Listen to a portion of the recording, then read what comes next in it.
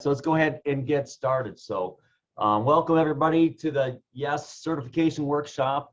And my name is Mark McNulty, Coach Mark, and I am, so I've been with ActionCOACH for over 17 years. Started summer 2004, July 2004 training. And I've been working with the board for the last 2 years, and I'm the ActionCOACH Foundation board chair this year.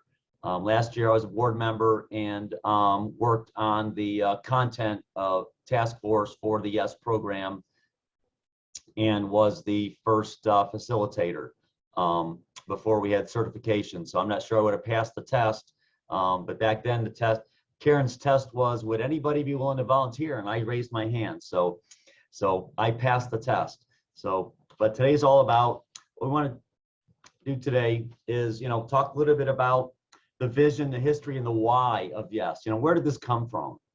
We're going to show you, Karen's going to show us how it works behind the scenes, walk you through. And then we're going to talk about the different facets of managing YESS in your locations. Marketing, promoting applications, the onboarding of groups and the different options for groups, and then group facilitation. We'll share some learnings we've had over the last few, we've completed some programs, we've learned a lot. We'll have some of the facilitators on here to share some learnings and best practices. And then we're here to support your success. Make sure you know everything we've got available for you to help you be successful in launching YESS, the YESS program in your locations. So then we'll have some Q&A at the end. We'll talk about next steps. You're going to get a homework assignment from Karen. And then there's a test that you need to pass to get your certification and get your badge. We will take breaks about every 90 minutes so that we can stretch our legs and grab a bite, do whatever we need, and then get started again. So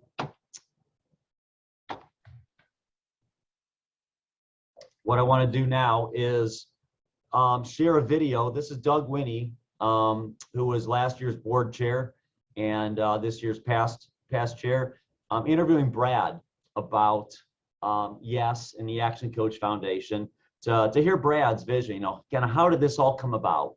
Where did it start from? What's Brad's vision that we're trying to participate in and help him carry out? So let me go. And if you have problems hearing this, I believe I have the sound all set up, but if it's not coming through, please let me know. Hello, I'm Doug Winnie, and I'm here as the chairman of the ActionCOACH Foundation. Got a few questions for Brad, and I'm going to start with the first one. Brad, why did you start the ActionCOACH Foundation? Well, multiple reasons. First and foremost, a corporation has to have an arm to it that is really about philanthropy and giving back. I think there needs to be more meaning to a business than just the work of the business. Our work is very high meaning in what we do, but I think it needs to have more than that. The second is that I saw two groups out there in the market that I didn't think were being serviced. One was young people who want to be entrepreneurs. They get left behind, I guess, or they get made to feel a little bit weird about their choice to be an entrepreneur. I think that the traditional track says you go and become an employee. And so I wanted them to realize that they could become an employer rather than just an employee. And the other was the charitable organizations out there. We as coaches or we as an organization can give money to these groups. But the money seemed a very short-term solution for them when we could give them education or give them coaching, which allows them to be far better at what they do. So, yeah, it really was about all of those different areas. Yeah, it'd been nice to have been taught that when I was 14. Yes, really good. So we'll start with the second one first. What's the purpose behind the Coaching for a Cause? So we started Coaching for a Cause with the idea that we as coaches or we as an organization could give money to these charities, and that was great, but it felt to me like more of a short-term solution. And in looking at the long-term solution, it came to giving them education, giving them knowledge. And for me, as someone who's served on the board of multiple charities over the years, I found that they're very volunteer based. They had a wonderful meaning or a wonderful idealistic idea of why they do what they do, but they didn't have the business acumen and the board and the CEO or the people running the organization needed to learn a lot more business. Just how to build a team, how to lead, how to do marketing, all of those different aspects were things that these charities struggled with, and therefore these great missions never became a reality. Yeah, it's very powerful to bring all the business acumen to charities. That's quite amazing. What about the vision? What about the purpose of the other program, the Young Entrepreneur Smart Start? What would you say the purpose of that is? Well, for me as a young man, I wanted to be in business for myself, but was pushed. And I see this happen with a lot of young people. They're pushed into, no, you got to get a job. You got to do, go to school, go to university, get a job, be good, do as you're told, get a mortgage, retire at 65. And I don't like that philosophy. When someone feels like they want to be an entrepreneur, let's give them the education, let's give them the knowledge, let's give them the ability to do that and to do that. Add to that, in my very clear opinion, the way to fix an economy is not by giving more jobs to people. The way to fix an economy is by creating more entrepreneurs who give more jobs to people. If we can create a lot more entrepreneurs, then we get everything is taken care of by that. The entrepreneurs will go out there and create economies and raise capital and do all of the things that need to be done. So yeah, helping young people realize that they can go straight to that. They don't have to go the other way around. The employers, not employees. Love it. What do you think is the long-term vision of the foundation as a whole? I think long-term vision, we're still getting very clear on. I think the longer-term vision is something that we will get to. The shorter term or the medium-term vision is to have 1,000 accredited coaches doing the Coaching for a Cause program and 1,000 accredited coaches doing the Young Entrepreneurs Smart Start program. Now, when I say coaches, I'm not talking in the terms of action coaches. I'm talking in the terms of people who are willing to coach charities and people who are willing to coach kids. And they will, in many cases, be business owners who have either been through the Action Coach program or been through some level of knowledge-based building so they can go out and add value to their community as well. You don't have to be an action coach to do that. You can be any form of that. But when you look at long-term, ultimately our goal is to transform the level of knowledge and transform the entrepreneurial thinking of young people and charitable organizations. And when a charitable organization goes from begging for money to creating wealth for the charity and creating wealth for its community, it will automatically be funded. When young people go from begging for a job to giving people jobs, and I love watching young people graduate our programs, learning how to build their own business, and then they go and employ old people. It's kind of cool that way. That's a lot of the fun of it. But yeah, we're revolutionizing that entrepreneurial thinking into young people and to charitable organizations. Love it. Yes. What do you think the certification will do for those, especially the coaches that are getting certified? What's it going to do for themselves and for their business? Well, if you're looking at what it'll do for your business, you're looking at it for the wrong reasons. That's the first thing we have to understand. Yes, there will be byproduct and side benefits or there will be things that come to you from a business perspective from doing these, but that's not really the reason you want to be doing this. The reason you want to be doing it is because you want to give and you want to help and you want to do those things. Now, the certification will just give you the confidence to do it very easily. I mean, it's most of the people doing the certification already have the knowledge base to help, but there's a difference between having a knowledge base and having a structured format with which to do that, and giving you the structured format to help educate the young people or the structured format to work with the board of a charity. Just those sorts of things alone are very important to learn, know, and understand to be able to go out there. But I think the simple thing is, Doug, that you're going to also learn how to get charities to apply to become a Coaching for a Cause charity, how to get schools and clubs and organizations apply to join the YESS program, and how to have those conversations with people. Because I think, you know, just the confidence on how to have those conversations is an important aspect. I love it. So really the giving component, the confidence to do it, the structure, and then ultimately the how. Yeah, I mean, you know, when we come down to it, the nature of us as humans is to give. When you get a vehicle to give, it makes life so much easier for you. When you get the vehicle to actually deliver on that giving, it makes your life a lot easier. I think that's, you know, it's like Action Coach is a vehicle for people who want to be great coaches to work with business owners. Coaching for a Cause is a vehicle for people who want to help charities to create more business orientation in the charity. And the YESS program is a vehicle for people who want to help young people actually do build young entrepreneurs. Wonderful. Well, really appreciate your time today, Brad. I look forward to sharing this with many, many coaches, as well as those out there that aren't coaches yet that want to be able to give as well.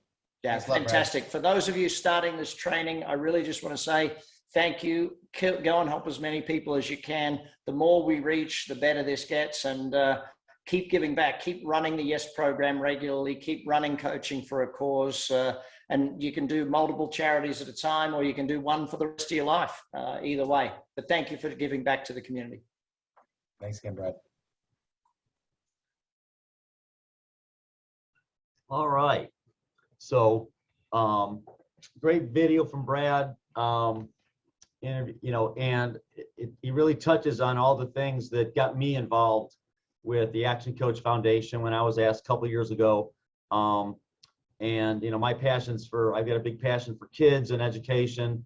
You know, we buy calculators for kids in high schools that can't afford calculators when they get to the level of math where they've got to get the higher level calculators.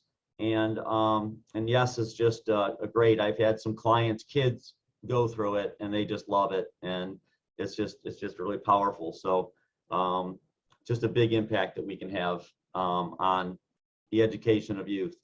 So let's talk about YESS a little bit. So the YESS vision is to ignite the entrepreneurial spirit in youth worldwide.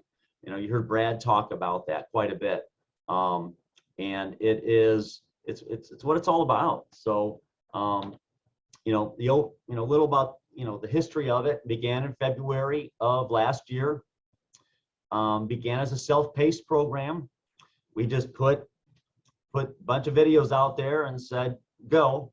When we got to summer, got to June, we started adding deadlines and format and group support. So it wasn't just you're on your own. We added the facilitation. We've had 4 international groups complete to date. We had June, August, October, and December. The next international group is scheduled to launch in February. And in 2 weeks, about 2 weeks. And, we're looking for just more and more programs. So far we've had over 600 students enroll. Those students come from all over the world: Lithuania, South Africa, Nigeria, Curacao, Guyana, Jamaica, Vietnam, Australia, UK, US, India, Indonesia, Aruba, Ireland, Scotland, Mexico, Netherlands, probably more. We've had over 200 vision. So they get 3 homework assignments, 3 primary homework assignments in addition to working the videos as they go through the program: a vision board, a business plan, and a video pitch. So we've had over 200 vision boards submitted. The kids, they're awesome. They're fantastic. These kids, they get it. Over 70 business plans submitted. And then over 50 video pitches submitted, where they're pitching where they're starting to learn how to pitch their business to potential investors. It's been really awesome. We've had over 50 students complete the program. So as you see, completing the program, you've got to get your video pitch in. So We're up in the 50s for people who have gotten, kids that have gotten us their video pitch. We've had 2 graduations to date. We did one in July and one in November. Our next graduation is scheduled for March 8th. How many do we have slated to graduate right now, Karen? Right now, we've got about 25, and I'm waiting because the Lithuanian class and the Aruba classes have a lot of students who have just recently submitted business plans and pitches. So I'm thinking we're going to be close to 100 this time, which would be awesome. That would be fantastic. So we're starting our impact from just June of last year to now. You know, the size of the graduations. I think we had like 15 in the first one. 11. 11. Okay. Yeah. And now we're going to have close to 100 or more in less than a year in a graduation. So we're really excited about that. And our focus now going forward is launching local cohorts around the world. We have them now in Aruba, Lithuania, Nigeria, South Africa, Jamaica, and then in the US, North Carolina.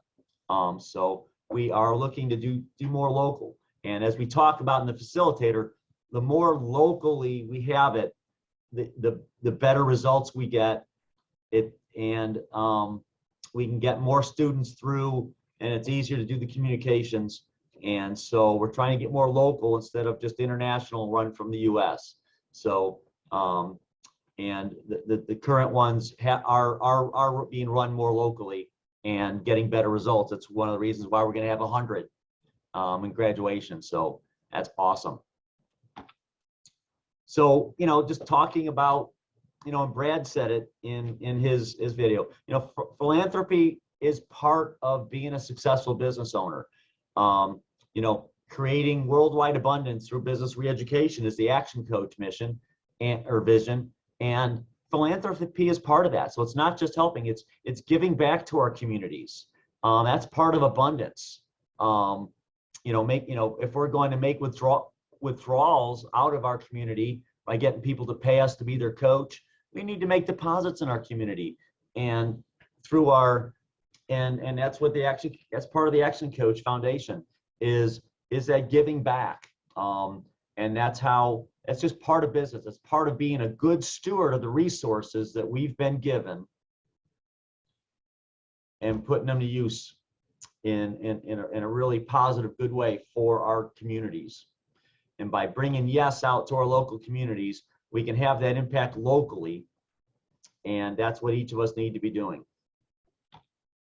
You know, when you are doing that, well, you attract top talent, right? You know, the younger generations are very mission based. And if we, you know, so having a philanthropic arm to Action Coach and to your business makes you attractive as an employer to attract top talent. If you're looking to grow your business, your clients, when they get involved, it's going to help them attract better talent.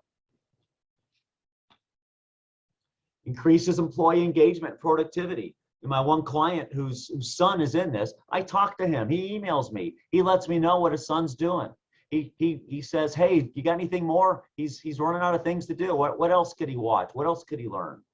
And he's really engaged, not just, you know, with it. And he talks about it at work. He talks about it with the owner that I coach.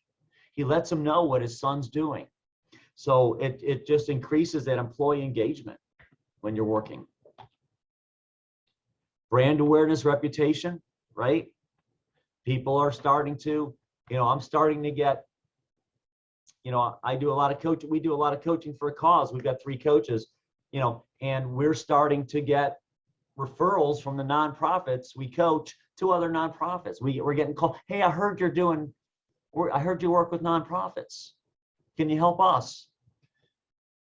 And so I did and we're just stacking them up. You know, we can only take on so many at a time, but we have them lined up waiting for coaching. And as we get more coaches, we'll be able to do more of that.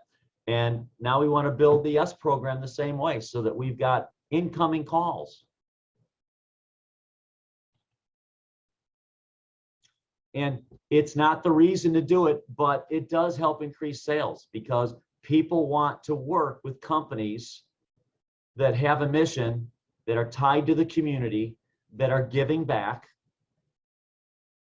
You know, if you're in B&I, givers gain is the philosophy. If we're giving, then people will want to come to us because they're going to recognize what we're doing for the communities, and we'll stand out that way. So it is win-win-win all the way around. But we need to give first. And we need to give, not just hoping we'll get something back, but YESS in particular is just giving back to the community, helping the kids, helping the education, growing the next generation of entrepreneurs. Now I'd like to share a video of Josh Bardsley, who is a young entrepreneur. Josh is an amazing guy. So let me go ahead and play his. Hi everyone, my name is Josh Bardsley. I'm a board member of the ActionCOACH Foundation and chairman of the YESS Club.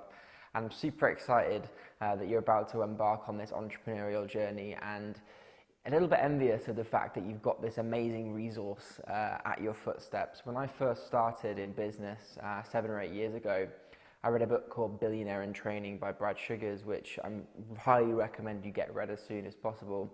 And it opened up my world and eyes to the idea of buying and building and selling companies and investing in property and the stock market. And my mind was blown as this young entrepreneur. And I threw myself into learning, I threw myself into business, and I threw myself into the idea of working for myself and owning businesses. And fast forward 7 years, I've had some of the most amazing experiences of my life. I've bought companies, I've invested in businesses, I've raised money, I've sold them. I've been through many fights and many hard times and lots of struggles, but it is the most rewarding thing that I've ever done in my life. And now I'm currently sat in a large showroom in Reading for our kitchen manufacturing company, a national kitchen manufacturer.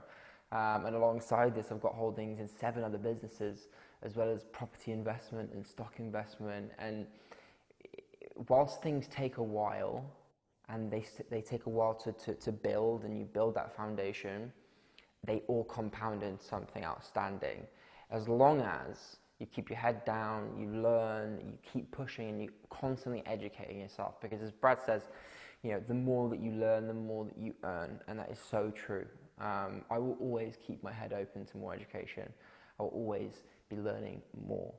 So get stuck in. I can't wait to see what you can do throughout this program. It is going to be so cool to see everyone's comments and everyone communicating our get-togethers every now and again that we do. And I'm just really looking forward to seeing your faces plastered all over the magazines as super successful entrepreneurs of the future. So good luck, and we'll speak soon. All right. So everybody, why don't you just type into the chat box what you thought of that video of Josh, and maybe how it makes you feel about the YESS program and its benefits in general. And while you're chatting away there, Mark and I are going to switch screens out. So Mark, if you stop sharing, then I will take over and share mine. And let's start here.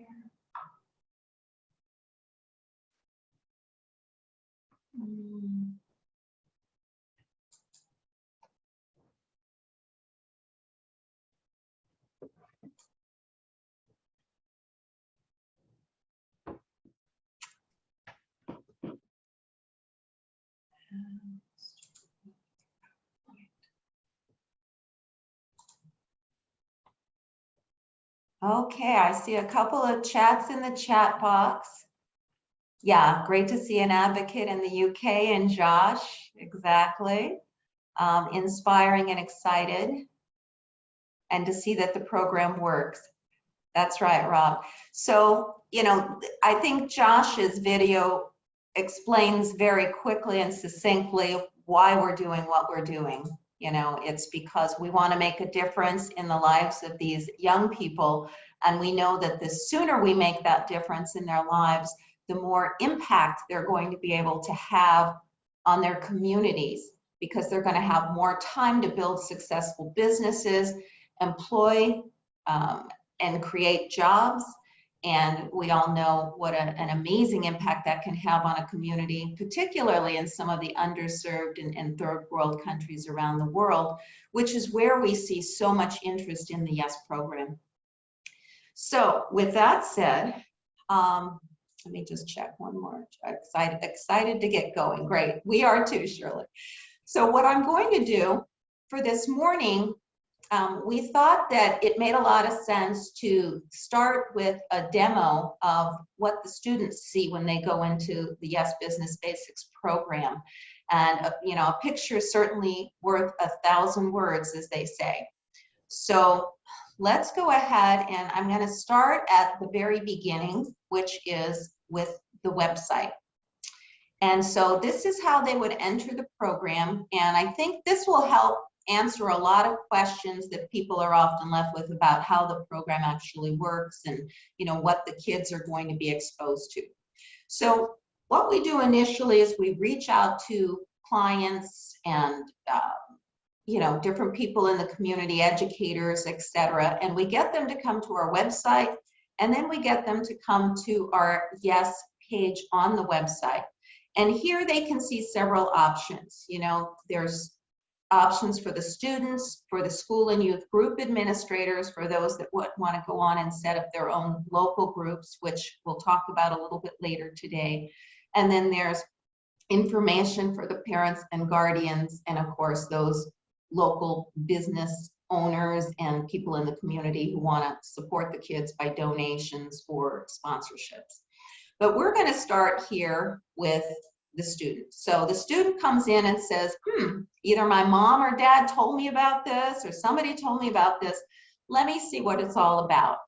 And they have to apply in order to get into the program.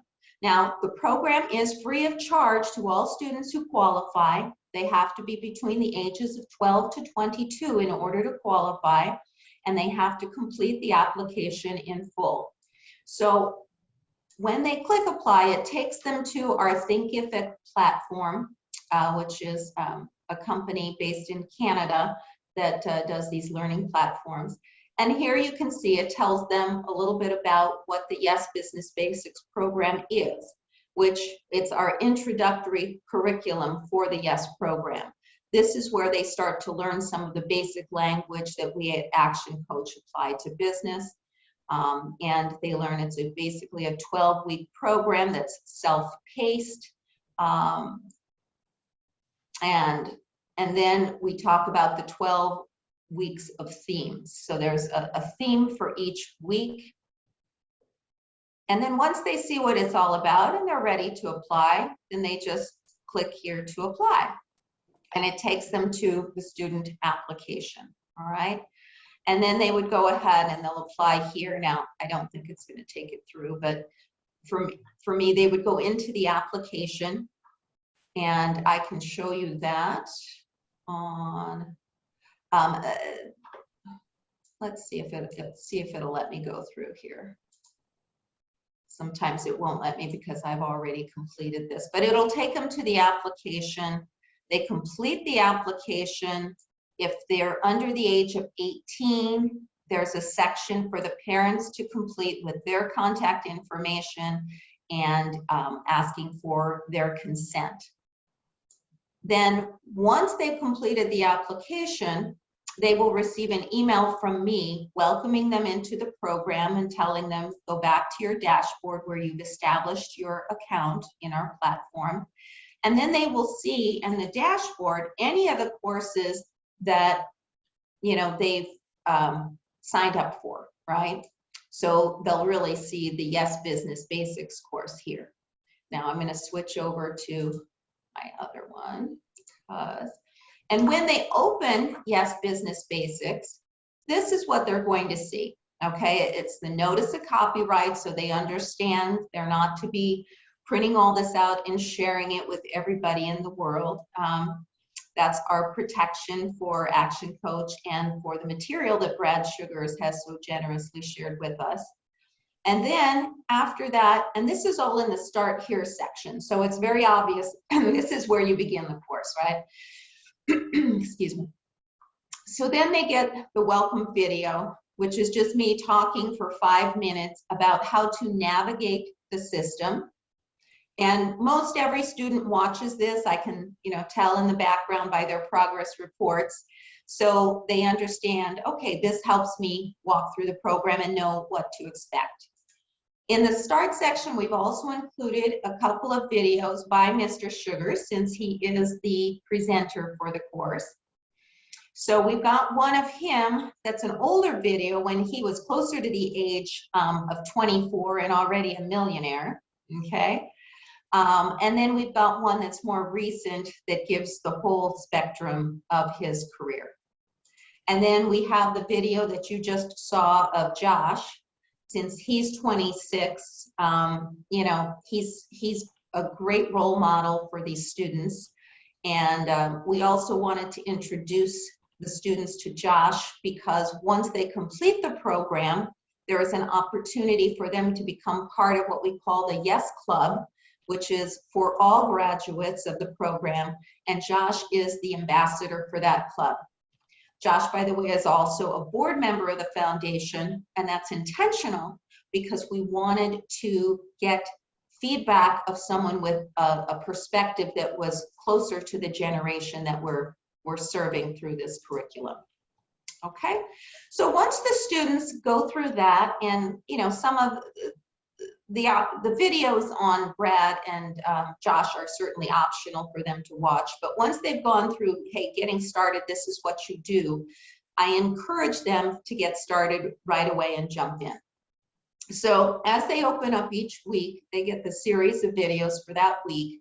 And as you can see, most of these videos, they're anywhere from like 4, and I think there's 1 or 2 that are 10 minutes long, but most of them are around 5 to 7 minutes in length. Okay, so they open up the first one, a bit about learning, and I'm sure for many of you on this call, this is, you've probably seen this video before, or you've seen segments of this concept by Brad. So they just click it, they watch the video, and then after the video, there's a couple of assignments for them. So there's questions for them to ponder, and these questions, they don't have to submit these to us. This is really to help them understand the material and gauge whether they're grasping and retaining what they're learning in it. And I always encourage them, if you can't answer these questions, then you should go back and watch the video because you missed something. Now, after they answer the questions, then there's an action assignment. Because these are young folks, and we all know whether you're young or older, putting something into action right away really helps you learn it and retain it. So in this case, it's something as, just extending your arms with your hands wrapped around, following Brad's demonstration from the video. If they don't remember it, they can always go back into the video and re-watch it, and it tells them what to do. And then it has them assess themselves. How easy or how difficult was this assignment for you to do? And then in this particular video, there's also the example of, reading the color list in the middle of the video, where the word red is green, but you are either saying, but you're going to say red. I found that very challenging the first time I did that exercise. So I think it's a fascinating concept for people to study. And then the third piece after every video is sharing in the discussion forum. So we have a discussion forum. It tells them to go to the upper right of their screen in case they didn't see it. And then it tells them something to post there. Now, in this particular exercise here, we say, go ahead and take your answers to your first 2 questions that you pondered and just put them into the discussion room, because we want to get them in the habit of going in there, and they can either create their own post or they can go ahead and comment on somebody else's if they want to do that. So they have that option. So this is basically how it works, right? And then this is the pattern that they follow through the whole program. So once they get in the rhythm of it, they can do it rather quickly. Now, what changes then is at the end of the week, there is an exam each week. And there's an 8-question exam that they need to respond to. And they need to pass these by at least 75% accuracy in order to be able to move on to the next week.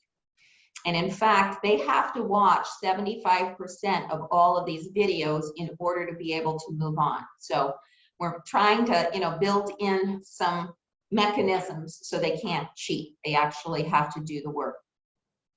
Now, in this particular exam, I'll just take you through it quickly, and I'm not going to worry about whether my answers are right or not. What are 3 traits that lead to success and empowerment? You guys answer these along in your mind because you know most of these answers yourself, right? And then what happens at the bottom is it will tell them whether the answer is, whether what they selected is correct or not. In this case, this answer is correct. And then it explains the process a little bit more. All right. What about business? I'm just going to put here. Okay. So this one should have been a multiple. The correct answer is A and B. And again, it explains it to them so that they can learn why they got it wrong or why they got it right. So we're just, again, that repetitive training so that they're getting these concepts embedded into their brains. All right. What's the best way? I love this. Kick the can down the road. So of course this answer is incorrect.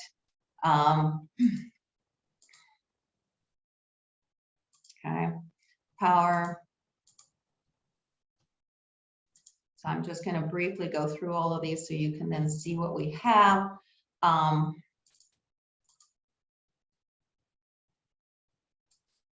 And if you have any questions as I go along in this, go ahead and pop them in the chat room. And I trust that Mark will let me know if those are there, or I will check into that periodically. Oops, hit my next. And what is the only failure? The failure to participate. Okay. So, oh, and look at this. I just passed. I'm at 75%, so I would be able to continue. Now, if I didn't get 75% and it would not let me continue on, then I have the option of retaking the quiz. And I can retake this as many times as needed because it's not about getting the grade, it's about learning the concepts, all right? Most of the time, the students take 1 to 2 times to pass it. I've seen a couple that they'll do it 3 times. But most everybody gets it in 2 times because we're giving them, again, at the very end, a review of what questions they missed, what the correct answers are and why, and then they can move forward. And then they're able to move on to the next week of assignments, okay? So at the end of every week, they have their exam. And for the most part, this is the process they follow. And then Mark talked about the 3 big assignments that we ask them to submit, okay? Interesting. Oops, let's go back in. Okay, so the first one comes the end of week 4, and that's the vision board. So when they get to the vision board assignment, we tell them what the assignment is, and we tell them what our expectations are, what we need them to do. And then they can go ahead and upload that assignment in various forms. It could be, I get everything from Word docs to PDFs to JPEG files. And all of those are fine as long as they include enough of the images and sometimes text. Now, we also did, because we were finding that the students needed some additional help with the assignments, we had Josh Bardsley step in and create a couple of supportive videos to help them put together their assignments.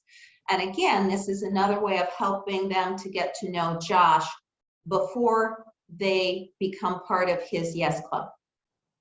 Okay, so we have this now, and this is a 20-minute video where he shows them different examples. Let's see, we can play some of this here. I'm going to go into the middle of it, where he starts to show them, you know, reinforcing why you're doing this, which This is about the time when some of them start to go, their motivation seems to be lacking a little. Emotionally attach it to your brain, to So your heart. Otherwise, it's a good time to remind them why they're doing this. And then we're actually showing some examples of vision boards of their peers from the course. And then I know there's a couple in here that Josh also shared that he thought were good vision boards he's seen, and then examples of his own vision boards, which have evolved over time. All right.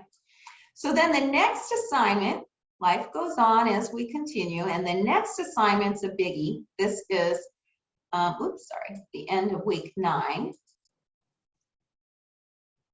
And this is the business plan. So this one, again, we've got more details. We've got a short video here that Mark did for the students, which literally walks them through the business plan template. So I've got my essay written, and I've been working on. I don't want to see that. That's their YouTube. On it for about a week. All right, let me not do that.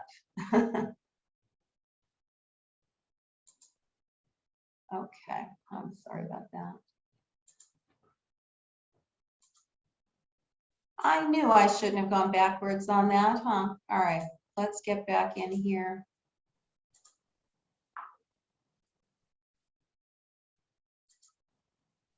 And you get behind the scenes of everything now.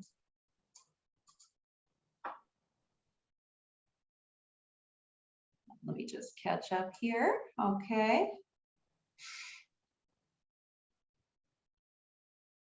All right. So we'll go back into the business plan here. Anyway, we do have a video of Mark going through and giving them some additional instruction and telling them, you know, exactly how to navigate the business plan. And it's a brilliant video. I was awesome. Of course you were. Actually, it was wonderful because, you know, it's funny. I mean, it's a very simple template that we require the students to submit. You know, we do give them some links to plans that are more in depth for those who are a little older and would like to do more. But this basic plan is pretty simple. Here's what I want. Let me just show that to you. So, however, for the younger folks, because we have students as young as 12 in this plan, sometimes they still don't understand our questions, and they certainly are challenged by the math sections. So Mark took them through every field in this. So if they watch that video, there really is no reason that they can't easily complete this. And for future, I know Indira Couch, who's on today, you'll be hearing from her in a little bit. She's our newest, one of our new board members, and she's now been tasked with picking up from where Mark left off with content and engagement.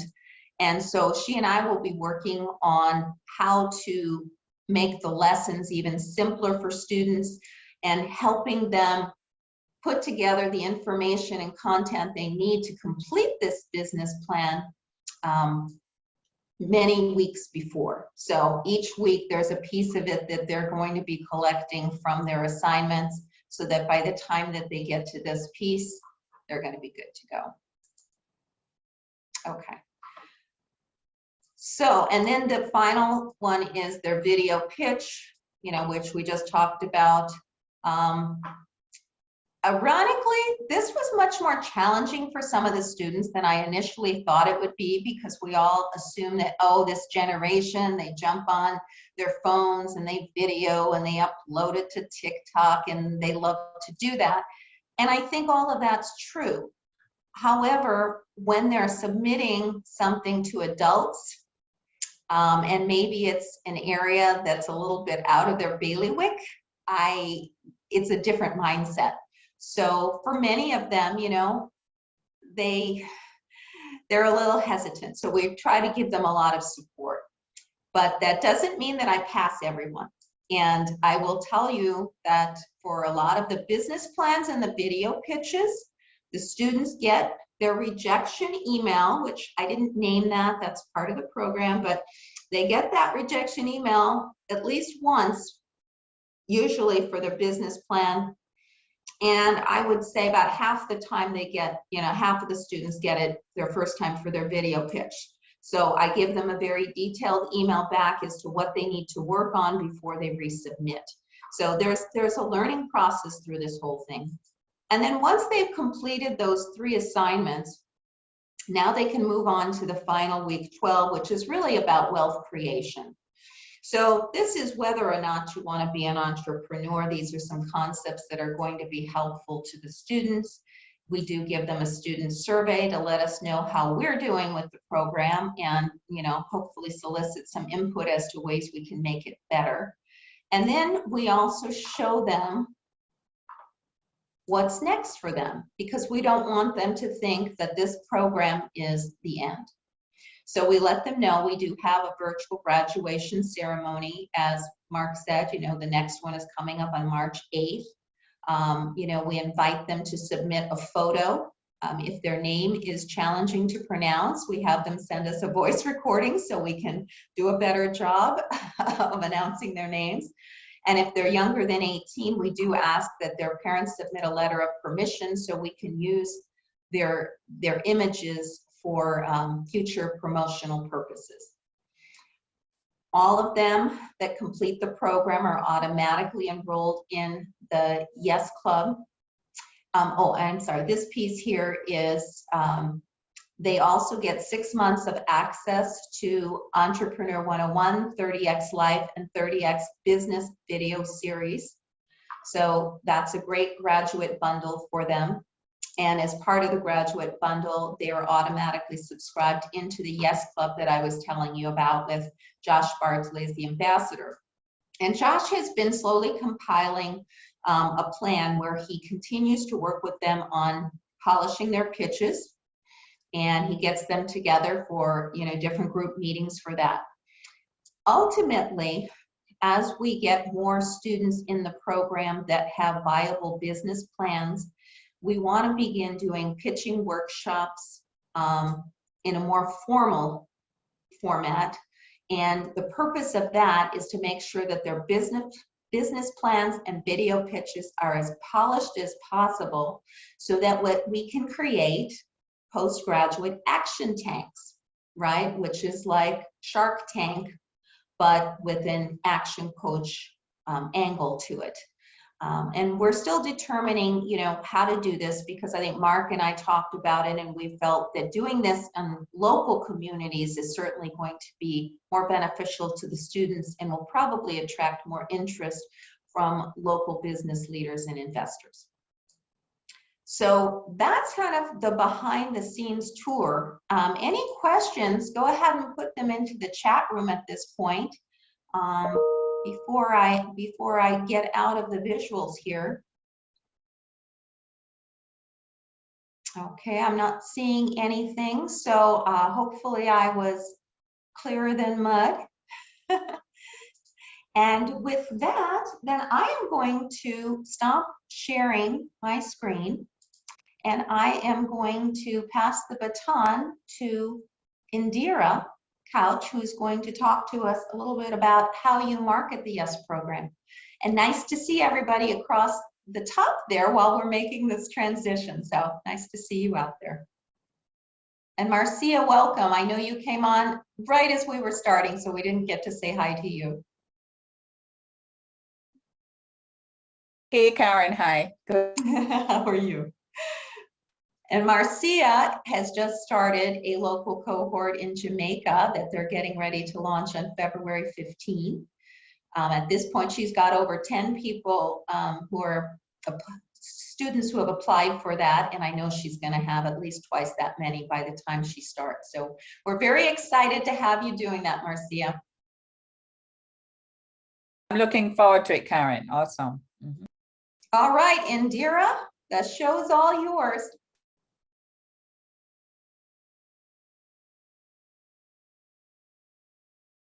I'm on mute, that will help. First of all, before I jump in, I just want to say that I am so honored and privileged to be, and I feel so honored and privileged to be a part of this really amazing team. Mark, who is leading the way, with the torch, and Karen, who is with her diligence and commitment, and really exceptional in terms of just keeping in touch with us and keeping us abreast of what we need to be doing. I just want to thank you all for leading the way and for supporting me on this journey as I do what I love. Really, part of my why and really important to me is empowerment. And I've been an action coach now for going on to 6 years. Got started in 2016 in Trinidad and Tobago. And one of the things that I've recognized about me is that what really gets me excited is being able to inspire others to take action, to be more and to do more and to have more. And specifically children, because I have 2 children of my own and young people. And I have seen not just my transformation, but also the way in which my transformation has impacted them. And I think it's so important. If I had known what I had known now, and if I could speak to my younger self and all those kinds of things, boy, what a different person I could have been. So everything that I learn, I share with my children. And if you do have children, nieces, nephews, anyone, just, please keep cascading the conversation, the interest around this, because this is such an important transformation for the world, and allowing, persons who want to take this journey to be empowered to be able to take this journey in a much more successful way. So I'm really going to be leading the content and engagement piece, as Karen would have mentioned. Again, because I do love working with children and young people. And I actually in the process of finalizing a parenting book based on my experience. And I see the way in which this whole concept and philosophy is going to be really important, like I said. So what I want to do is I want to take you through a little bit of the marketing aspect of the program. And So, Indira, yes, we're seeing your presenter's view. Not. Oh, sorry. Okay, my bad. Okay, let's go. Here we are. Is that better? Yes, perfect. Okay, good. Thank you. All right, so let's do this. So we're going to be getting into a little bit more about the marketing. So there are 3 basic phases to the marketing of the program in your community. So first and foremost, like I mentioned, you want to be getting the word out to friends, family, clients, other local business leaders. So of course, starting with those who know you, like you, and trust you, children, your school community, your parent community. It's a really good first place to start. Second place we can look at is sort of getting students to take advantage of the opportunity.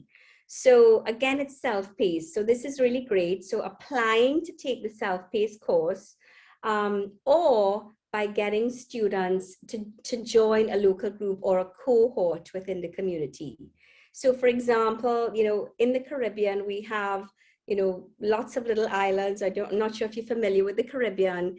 And so if you have a few persons, you don't have to wait for a large number, but they can join another cohort. So in our case in the Caribbean, if some of the persons in Trinidad and Tobago wanted to join the Guyana group or the Aruba group, we could, obviously speak to coaches and see how we could do that to really optimize that. So it's always preferred because the program can be customized to a certain age group using local examples and local knowledge, and times are set in the local time zone. So for us in the Caribbean, it's the same time zone, maybe not as many. I mean, some countries, depending on the language, of course, because in the Dutch Caribbean, there's, their Dutch language as well. But certainly for Guyana, where it's English speaking, it really is an opportunity for us. And again, whilst, still in my country, we're online and a lot of the learning has been taking place online. Of course, we would love to have face-to-face. But again, this gives us the opportunity to see, expand our reach a little bit, given the fact that we're still doing quite a bit of online learning. Now, if you are going to help to launch a local cohort, you will need to find one and and orient them to the program. So say, for example, now, although this is the second phase of marketing, so say, for example, you may want to do it through a school or some, collaboration, then it is going to be important. And Karen and Mark, please jump in to, if you want to add anything to this, that, you do need to be able to, get this particular orientation going, because of course, this is going to be a program they would never have seen or operated. And so, there is going to be an important onboarding and orientation process, okay? Now, once the group is on board, they will be responsible for promoting the enrollment. But we can always help. We can always hold their hand a little bit, and obviously, because that's our expertise in terms of marketing, or at least helping them to understand how to get those calls to action, and even helping them to understand the target markets a little bit. That's what we do as business coaches, right? So if we can support that, that would really obviously lead to a better result. Now, if you do decide to be the facilitator, then you will meet with the students regularly according to the schedule.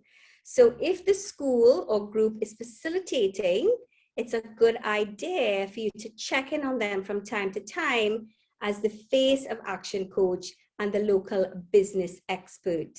Okay, so everybody's with me on that? Everybody understands that? Yeah? Okay, great. Now, the foundation has actually created a website just for coaches to support you on this. So let me just stop my screen here, and I just want to take you through what that looks like. So just bear with me here, and I'm going to share my screen here again and show you that support for coaches. So everything is at your fingertips. Can you all see my screen? Are you seeing? Yes. Yes. We can, yes. You're seeing the support for coaches? Yes. Yes. Okay, great. All right. So let's just take you through here. So if you look now, Karen, very diligently, you created this website. It's actually a link to a website, because it's actually not on the dashboard as yet, right, Karen? So it is a special, it's a separate link. And she created this so that, again, you have the information at your fingertips to be able to create all of the things, the letters, for example, as you can see here, reaching out to friends, parents, clients, email. So use a simple language provided along with the info. These are all links, as you can see here, the YESS one sheet to get. So I can even click on that for you and show you there's some things in here. If it would come up, which it's not. Okay, let's try something again. Oops, I don't have access. Okay. Yeah, it might be because we didn't try that with the OneDrive access. We've got to have your. All right, no problem. But it does work. We know that it does work. It does, yeah. And so let's see. And then again, there's a recruitment PowerPoint in here for you. There's additional screenshots. You can send them to the application link. As you can see, it's very well laid out. It's kind of like, we don't even have to think about it. And again, it's very comprehensive. So that is your getting prepared. Then there's another section here on facilitation tips. So if you're facilitating or helping local educator or admin to try these best practices, again, they're just tips.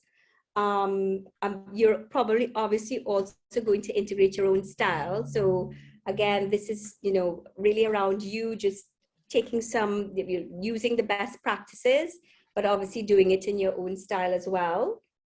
Understanding, of course, the different target market that we're facilitating, and understanding the needs of, the needs and wants of our target market, because they're children, if they're 12 to 16 or 16 to 22 and that sort of thing.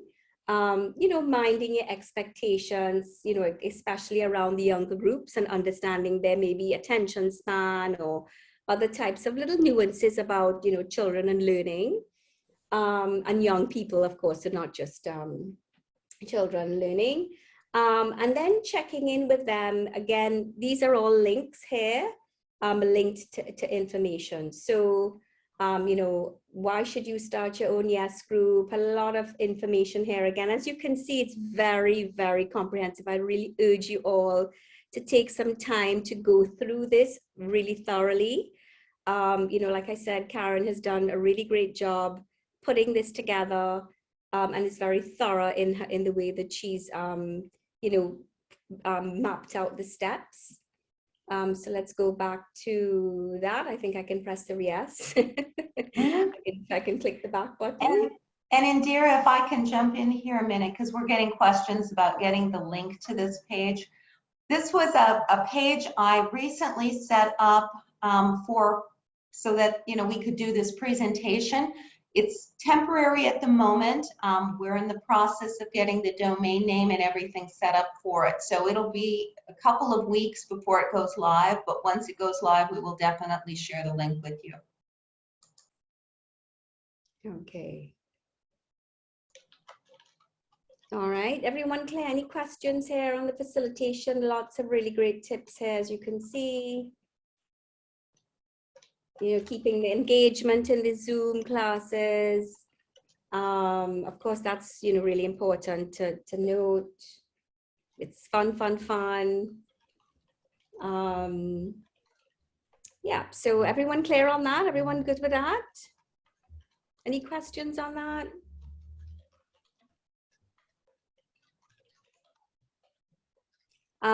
Again, some tips here on, you know, working from home. Again, you know, this is just material I believe, Karen, you would have just put in here to support us, because a lot of us, and we're going to be doing this for the first time.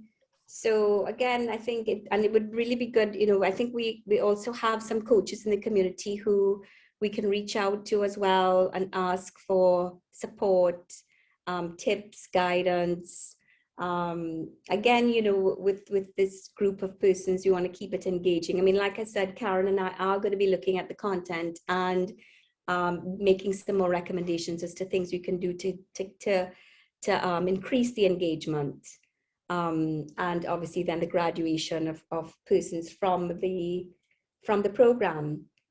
So then as it pertains to the materials for coaches, again, yes, so we have the YESS logos, student recruitment packages, the business basics, all of these are materials that, you know, we are able to provide and to support you through every step in the process. Okay.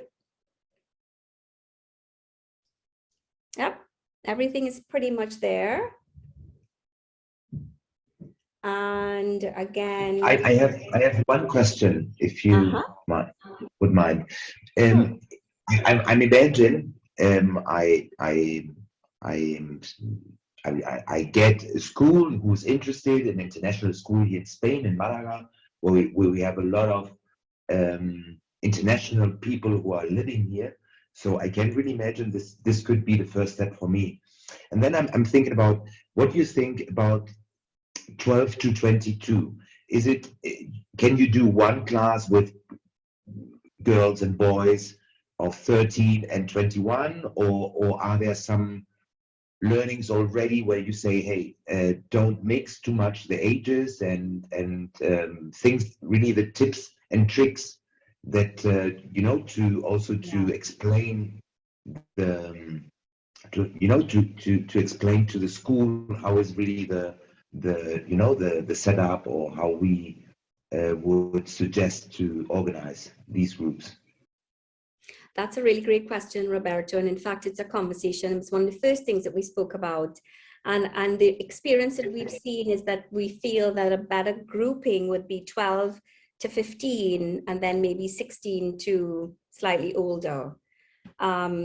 Again, it may vary. It may be 12 to 16 in your country and maybe 17 to 22. It really depends on where there's some kind of, cutoff in terms of, I know in different schools, they have like last 4 years of school is high school. In some countries, it's the last 2 years. It really depends.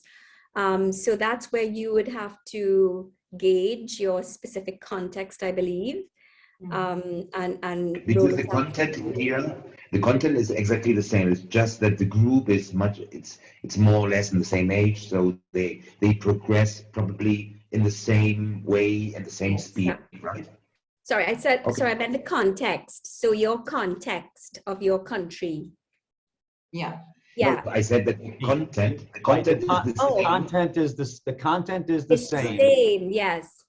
The issue is just the way they progress during the process Yes. could be different to younger ones than the other ones. Okay, Absolutely. got it. Thank you. Yeah, absolutely, which is one of the reasons why we're looking at the content again to see, how relevant is it? Or well, it is all relevant, but maybe some bits need to be taken out for younger groups because it may be too much. And at that age, we want to be able to influence more the mindset, the thinking, knowing what I know about children. And already some learnings about which age is the best, or in which age range we do have more students. Yes. And Let me jump in here, Roberto, because I think that's a great question as well. And I was going to share with you that this is also one of the benefits, I think, of doing the local cohorts. Like Marcia, who's on with us today, her group, she's targeting 18 to 22-year-olds. So when you do the local cohorts, you can take that range at 12 to 22 and break it up however you'd like. And it is going to be easier to facilitate when you've got students, I think, within a 3 to 4 year age range, because yes, they're going to learn the same. They've got more of a shared experience. And that's really the benefit of some of the local cohorts, is you can facilitate it more specifically for a certain age group. We are also, I know one of the things Indira and I are going to be working on is specific exercises that will work. Maybe some will be more basic for the younger students and some will be a little more advanced for the older students so they don't get bored. In terms of your question about what we've learned about the best age group and which ones we get a lot of, I mean, it's been amazing to me. We've had students who, a few even as young as 11, who've come into the program. Now, if their parents are action coaches, an 11-year-old or 12-year-old can really be on par with some of the 16-year-olds we've seen from other countries where they're not exposed to this kind of information. So I believe our very first graduate was 12 years old and, from Guyana. So he just zipped through the class, and that was surprising to me because I had assumed that the younger students would always have a little more challenge and would progress more slowly. But a lot of it comes down to the student, we're all individuals, and some kids are just very advanced for their age, depending upon what they've been exposed to. But we do, down the road, we're trying to create some different levels. And then I think the key is when you establish a group in your community, you can decide this is the age group we're going to target for this, and they will do better that way. So I do highly recommend it. I think ages 16 to 22 is probably the best age group where they get the most out of it. The only thing to keep in mind there, though, is sometimes with the college students, they've got a lot more on their plate. So they're juggling more things. And in that respect, sometimes the younger kids have progressed more quickly just because their schedules aren't as full. Does that answer your question? Perfectly. Thank you very much. So in your case, you could probably just do 16 to 18 if you wanted with the international school to pilot it, to see how it works as to Yeah. It's just starting in my head, you know, to see the Yeah. different opportunities and Yeah, and exactly. yeah. And that would be a really good start too. So 16 to 18, international school there. Okay, awesome. Great. All right. Thank you. Let's see. You're welcome. All right. So any other questions? So let's take a look. Yeah. So we have some links here. Again, lots of testimonials as well. If you want to use some of those in your materials, it's always really great. Of course, you know, people love to hear from others. And I believe we have, of course, a lot of with Josh in here as well, because he's been such an influencer for the younger students. And I think it's really important for others to hear that, that it is possible and where it comes from, you know. So yeah, so quite a few links here, the group onboarding, facilitator support. Should I just open one of these links, Karen? Is it possible? Just go ahead and open it. You can try it. I think we're going to have the same problem with them, but go ahead and try it. It doesn't hurt to try. Okay, let's see that. Yeah, Oh, see, yeah, okay. it's not. Yeah. All right. So that's about it here for the support for coaches. So don't feel alone.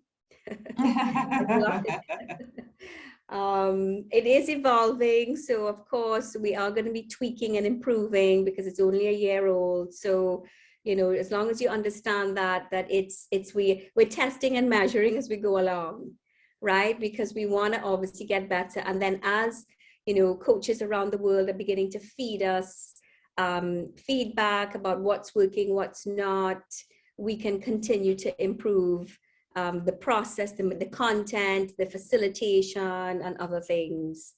You know, I've already started to think about creating Kahoot games in there, because I do a lot of that to, you know, so if you know, I could share some of those as we begin to work together as coaches, we can start to share some of the things that we're using to increase engagement in the groups. All right, so that's it. And then let's just take a quick look at this interview from, okay, so I have to stop my sharing this, and let's just see Rajesh in India, who's gonna share a little bit about his experience. So yes, it's Indira's got a couple of great interviews coming up here. One that we previously recorded for the last certification workshop with Rajesh Kochar, who was literally the first person who came on board to, you know, start promoting this in his community. And literally we were like 2 weeks out of the gate. So I created many of the materials specifically with Rajesh in mind, and then we built from there. But you're going to get a chance to see how he and another one of our folks, Jim, who is on the call with us now too, he will be talking live to Indira in a few minutes about how he promoted. I got in touch with Karen. yeah. Sorry, go ahead. All right, no, sorry, had a little trigger finger there. All right, here we go. Let's hear from Karen, Dave. and I said that I'm interested in this program, and Karen is awesome. So she responded in a jiffy, and we were talking, you know, and I think she developed the PowerPoint presentation. I spoke about the concept to her. Simultaneously, I spoke with my Rotary Club president. There's a lady called Architect Radhika Vaidya. She was very excited about the whole thing. There was a student coordinator who was very excited. I spoke with there's a student mentor for our Rotary district. Rotary District 3131 is probably one of the largest. We have 135 clubs and about 8,000 members. And virtually every club has a Rotrack club, which is students. There are, I think, about 100 Rotrack clubs. So our club has a Rotrack club, which is a part of a engineering college. Okay. And they're very active youngsters, very, very active. So that's how it came up. And I spoke to this, the president of the Rotrack club, and we had a joint discussion between our president, our student mentor, and the Rotrack club office bearers, the students. In the meantime, Karen helped me with understanding what the program was all about. So, all this thing, we just put it together. And I said to them that let's have a presentation. Coincidentally, the engineering college also has an entrepreneurship or a startup club. So they have these clubs within the colleges. So they have an entrepreneurship startup club, because most engineering colleges and professional colleges in India have started creating these startup incubators, as they call incubators. Yeah. Okay. So you gave presentations first to the Rotary Club, the Rotary Act clubs, and to this other one that you mentioned there. And from there on, students were interested in signing up, or how did that go? So I first had a quick conversation with most of them. I did not do any presentation to them. Okay. I just sent out a proposal and I spoke to them. I also got contacts with an architectural school, a college, where coincidentally the Rotary president of our club knew the architectural school's principal. And architects, by virtue of the nature of their profession, they also get into running their own businesses, maybe after 3, 4, 5 years of working in an architectural firm. It usually happens like that. Yeah. So I had two groups. I had the engineering college Rotary Club, the engineering college entrepreneurship foundation, or whatever, the incubating cell. Yeah. And then I had the architectural school. So I spoke to you have to get the people who are the sponsors or the support system working for you. Exactly. They have to get interested in it. If they don't, then it'll not work. Okay. So I got them interested. I spoke to them. I had, I think, 2 or 3 conversations with them on the phone.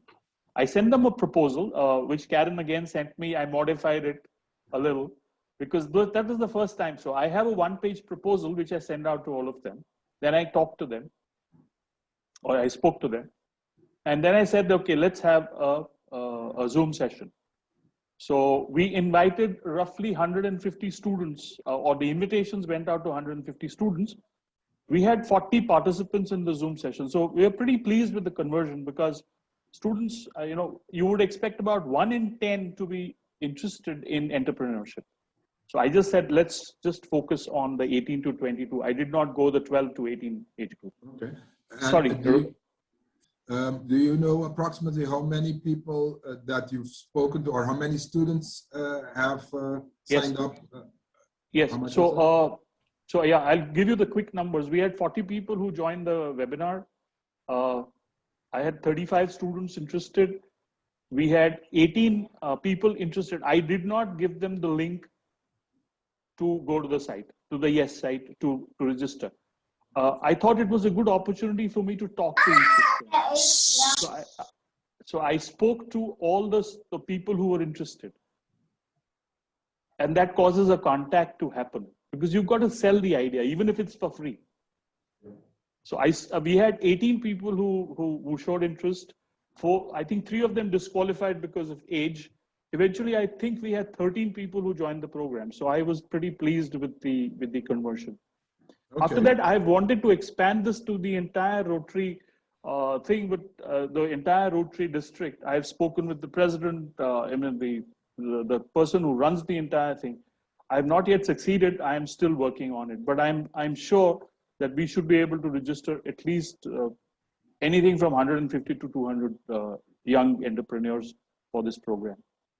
Okay, thank you very much, Rajesh, for sharing what you've done, and we're hoping that you can multiply that 13 by a couple of hundred. So I also hope so too. Thank you so much. All right. Great results there from Rajesh in India, who has, like, yes, lots of hundreds of numbers that we can add to that for sure. All right, and any questions from that? I think everyone's getting the picture more or less. Yeah, what's required, and you know, the stuff is there to support you all in terms of reaching out and that sort of thing. And let's see about our interview with Jim. Is Jim with us here? Hello. On the call. Where are you, Jim?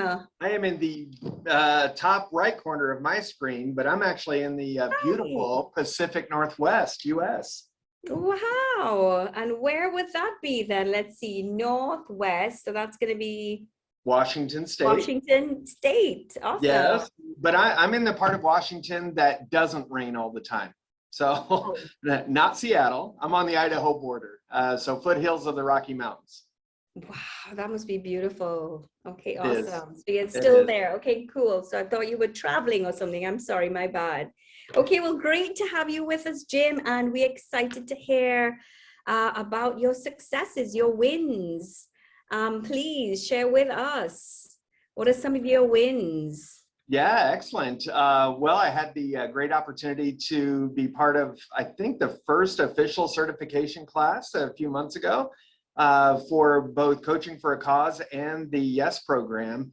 And it was something that really touched my heart, in particular, the YESS program. Without getting into too many weeds, I'm happy to discuss it, offline or online later.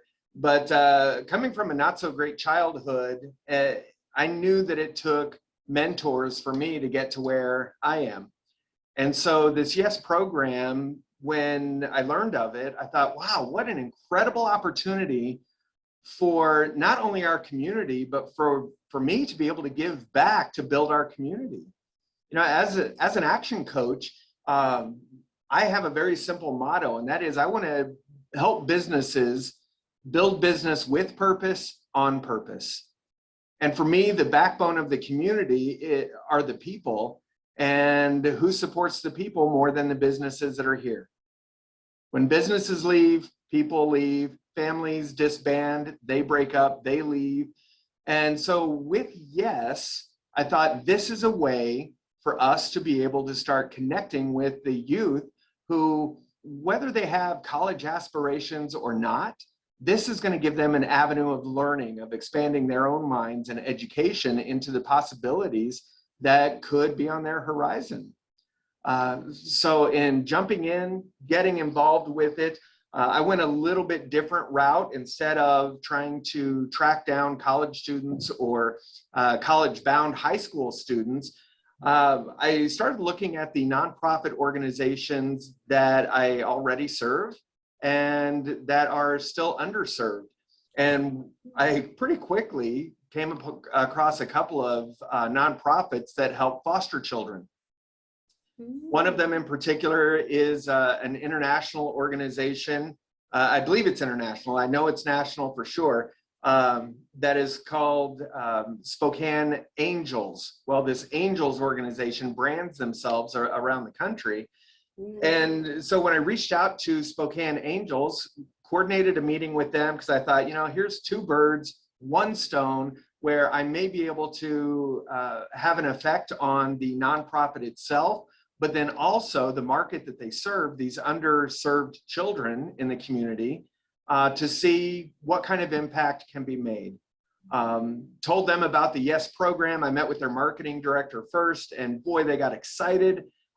Presented the idea of getting their foster kids in their program and the foster families who are hosting them involved into this program, because in doing just research with them and asking them questions, it startled me to think that, at least here in Washington State, every child in the foster system has the opportunity to attend college for free.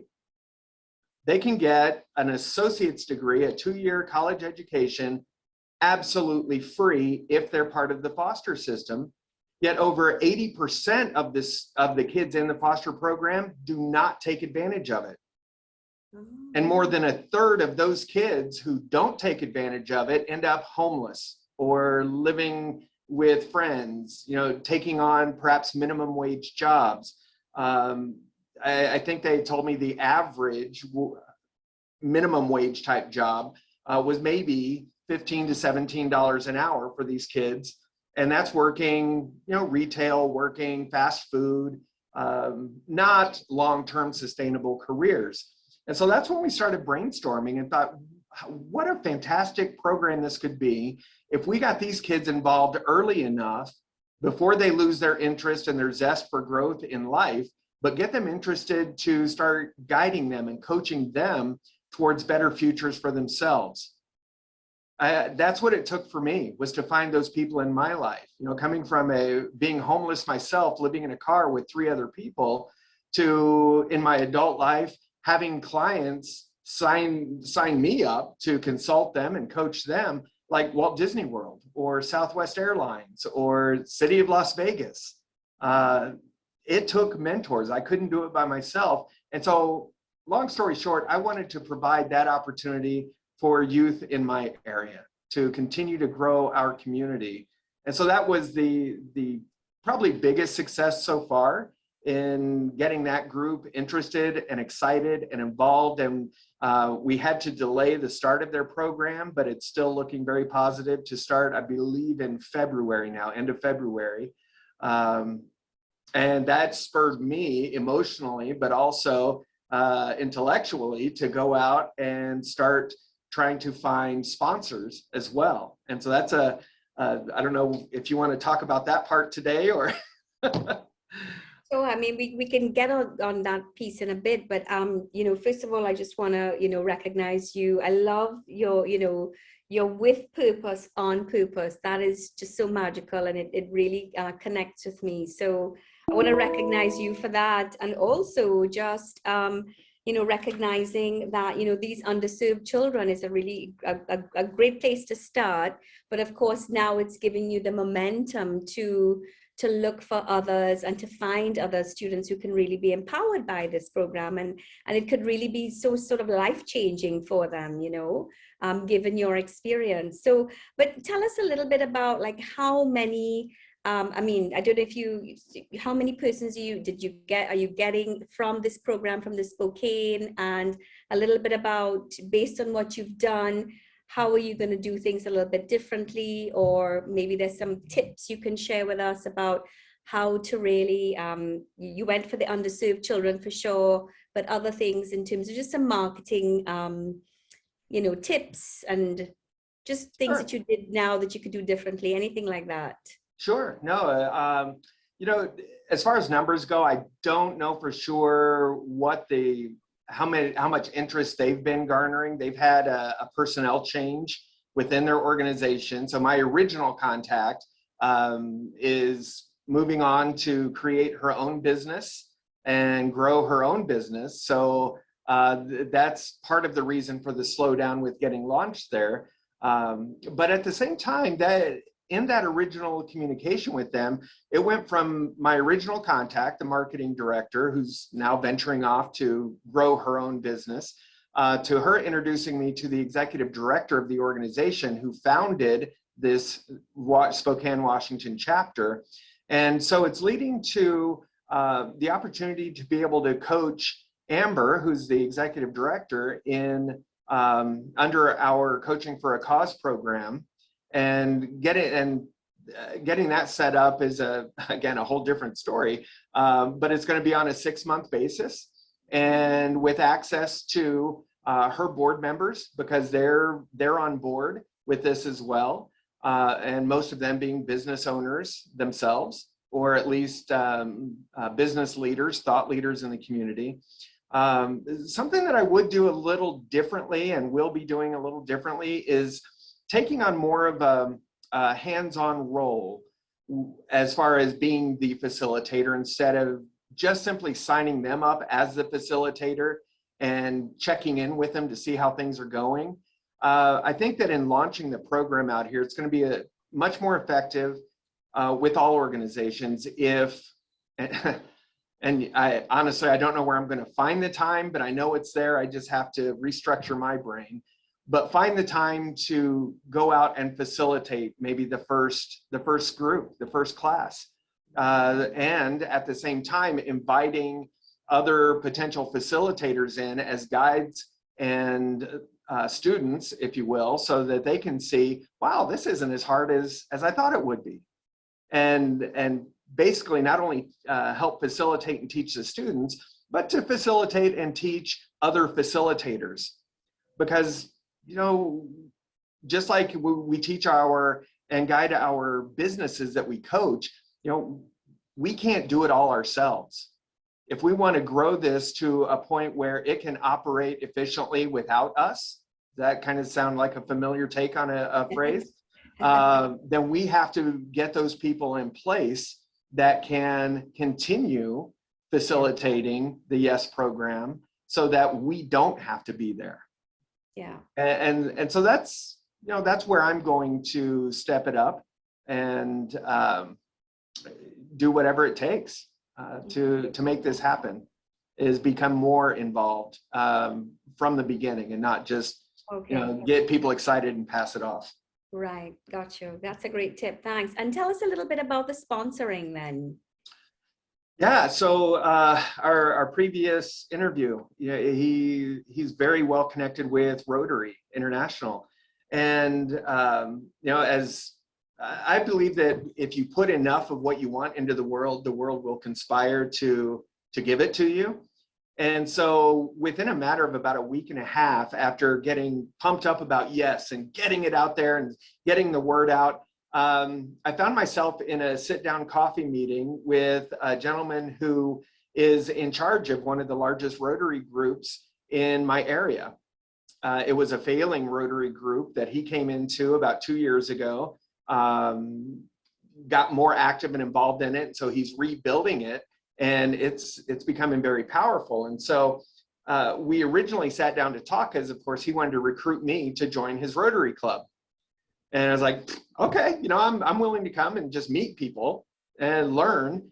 And it turned out that instead of recruiting me for his Rotary Club, I learned more about Rotary and their mission. He was telling me, well, you know, we have a deep passion for kids, and we have a deep passion for education and growth and community growth. And it just kept clicking the synapses in my brain. And I was like, this meeting was meant to be, because let me see if we can connect some dots here. And so I told him about YESS, and of course he got all excited about that, because he'd like to work with the local school districts that we have, that each district has, oh gosh, probably 10,000 students or more. And so he wants to work with each of the school districts to get into putting together programs for their students. And I said, guess what? I have a program. It's ready-made. We can do this. And so I backed up because I wanted to kind of plant the seed of, all right, let's get the member businesses of Rotary to sponsor these students, to sponsor these classes, or perhaps an entire school. But instead of just coming right out and saying, hey, would you like to sponsor? I didn't want to scare him off. So I asked him what some of his challenges were with his organization, with Rotary locally, and in his perception. And a couple of the biggest things that he said, well, we have an aging membership base, meaning, you know, a lot of these folks are getting older. Some of them don't even work anymore. They just show up every Wednesday to have lunch and yeehaw and network with the others.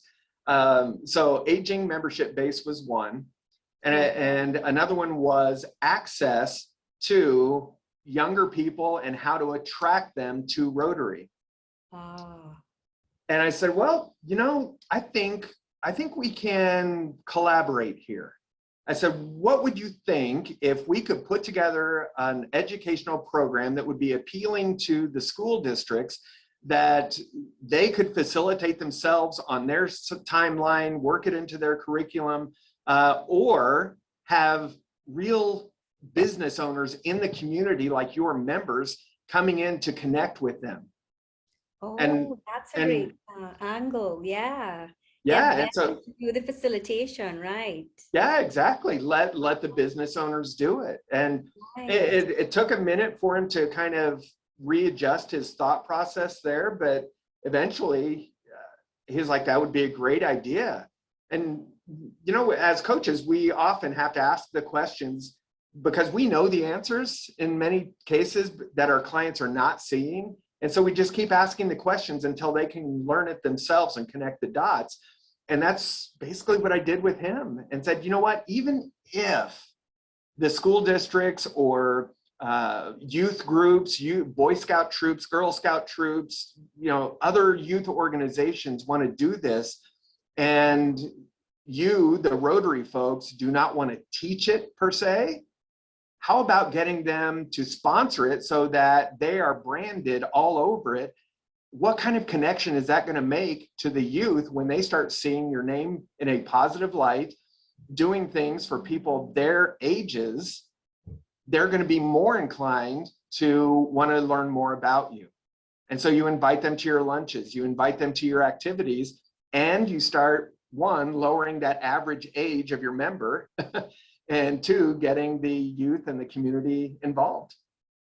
That is such a great way to look at it, because you're getting the business owners who want to serve and give back in the service, but also they could be building talent pools for their own businesses, or, again, there's just so many opportunities here. It's just a really great way of looking at it. So, wow, thanks for that sharing, Jim. Anything else in terms of, so again, just helping us to think about opportunities for marketing, anything you would say from a kind of, in terms of lead generation. So of course, we're going to look at where we would find, some of our sponsors, i.e. through the Rotary or other agencies that have access to either attracting new, because in this case with the Rotary, they want to attract new persons, so younger pipeline, let's say, for their, so there's that, but then there's also the underserved children, wherever they may be, as in Spokane. What other kind of target markets would you say would be kind of? Yeah, no, great question. And another area where I've become deeply entrenched in the community is through our chambers of commerces. What I've found over the years is, and I was guilty of this in my younger adulthood in becoming a chamber member, I didn't feel that I was getting value from the membership, because to me, it felt like it should be closer to a silver bullet approach, where if I join a chamber, they're going to promote me, and the doors are going to open and business is going to start walking in. But the reality is, folks, it doesn't work that way until you get involved yourself. And with the chambers of commerces, I would venture to say almost anywhere, you will get as much out of it as you put into it. And for those of you who are of the mindset, well, I just don't have time to invest in that, well, then I would say you're right if you continue to believe that, and you should save your money instead of putting it there, because it's going to be a waste. If it's important to you, you'll find a way, and if it's not, you'll find an excuse. We've all heard that phrase. And it's the same for our businesses, as it is working with chambers, as it is working with nonprofits, on down the line. So get involved. You have to physically be there, be present to win. And then taking that a step further, what I found is you have to be authentic with it as well. If you're simply there because it's a business move, it's a business decision, then it's going to be a tougher road to travel for you. Yeah, you have to get your heart behind what you're doing. You have to believe in yourself. You have to believe in what you're doing and how you're doing it. One of my favorite two phrases in life that I've built teams all across the country with, and I lead my personal and business life with, is attributed, I think, to Teddy Roosevelt, and that is, they don't care how much you know until they know how much you care. Yeah. I love that. And leading with a servant's heart, whether it be through nonprofits or these kids in the YESS program. And yes, let's face it, folks, even the businesses that we serve every day through ActionCOACH, we have to have that servant heart. Mm-hmm. It's not all about the money. though it's a lot nicer driving to work in a car and not on a bicycle in my area, at least. But you do have to lead with that servant heart. I believe that in all that I do. And you know, the very last phrase that I mentioned, there were two that I pretty much live by. The other is that honest, intelligent, consistent effort will always be rewarded. Absolutely. Love that. Wonderful. So thank you so much for sharing with us, Jim. And we know we're kind of running behind because we have to just quickly do a little bit of a brainstorming session now with the team, or anything, Karen? Yeah, Indira, Mark and I were just talking. Let's go, can we take the break first? Because we've been going a little while, and then let's come back and start with the brainstorming. Can we do that? Okay, wonderful. All right. So thank you so much, Jim. Thank you for you your all. wonderful words of advice and sharing. Thank you. See you all soon in 10 minutes. Yes, Karen? In 10 minutes. So let's see, that's let's do Indira, let's do a whoosh first before we go to break. All right, let's get out a whoosh. All right. all right. Everyone up. All right. Here we go. 1, 2, 3, whoosh. All right. Awesome. See you in 10. All right. Want to pause the recording, Karen? Just Yeah. Pause it. I will pause and Right, everyone back? Okay, so everyone good? Should we do a stretch? Let's do a bit of a stretch. Reach up to the ceiling, stretch. Hands on your hips and stretch to the side, to the left, to the right. Oh, sitting is the new smoking, guys. Did you all hear that? Sitting is the new smoking. I gotta stand up. Okay. All right. So let us do this. So we've heard a lot. We've heard from Jim. We've heard from Rajesh. We've heard from, we've seen some of the suggestions we've made. Let's hear from you. Let's hear from, our team here. What are you thinking? Let's see, is Roberto, you were thinking about your international school community. So let's hear from you all. What are you thinking that you can get started? I think I start, as you mentioned me. So for me in Spain, the thing is the English. No, I need to find young people who are already bilingual or are used to speak in English, no, because all the system is in English. So for me, it's much more. So it's not so open.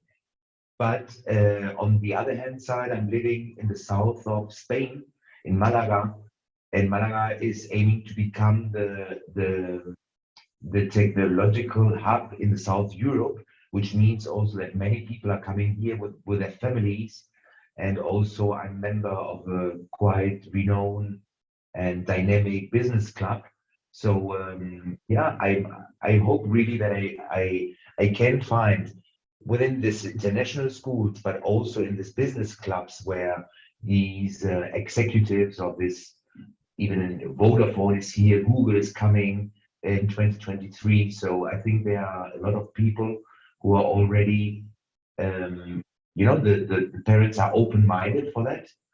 And then also in Spain, in the south of Spain, we have a big issue with the young people who do not get work. So 53% of the young people in the south of Spain do not have any work, so, or job, I don't know how it's called, the rate. So I think also to approach the institutions in order to help them in a very early stage to change the mindset of these young people, not to wait for a job, but taking, their life by themselves in order to progress. I think this could also help, to find the way how can I, progress with this YESS thing. Right. Okay, great. Okay. So are you thinking about government institutions, private, local?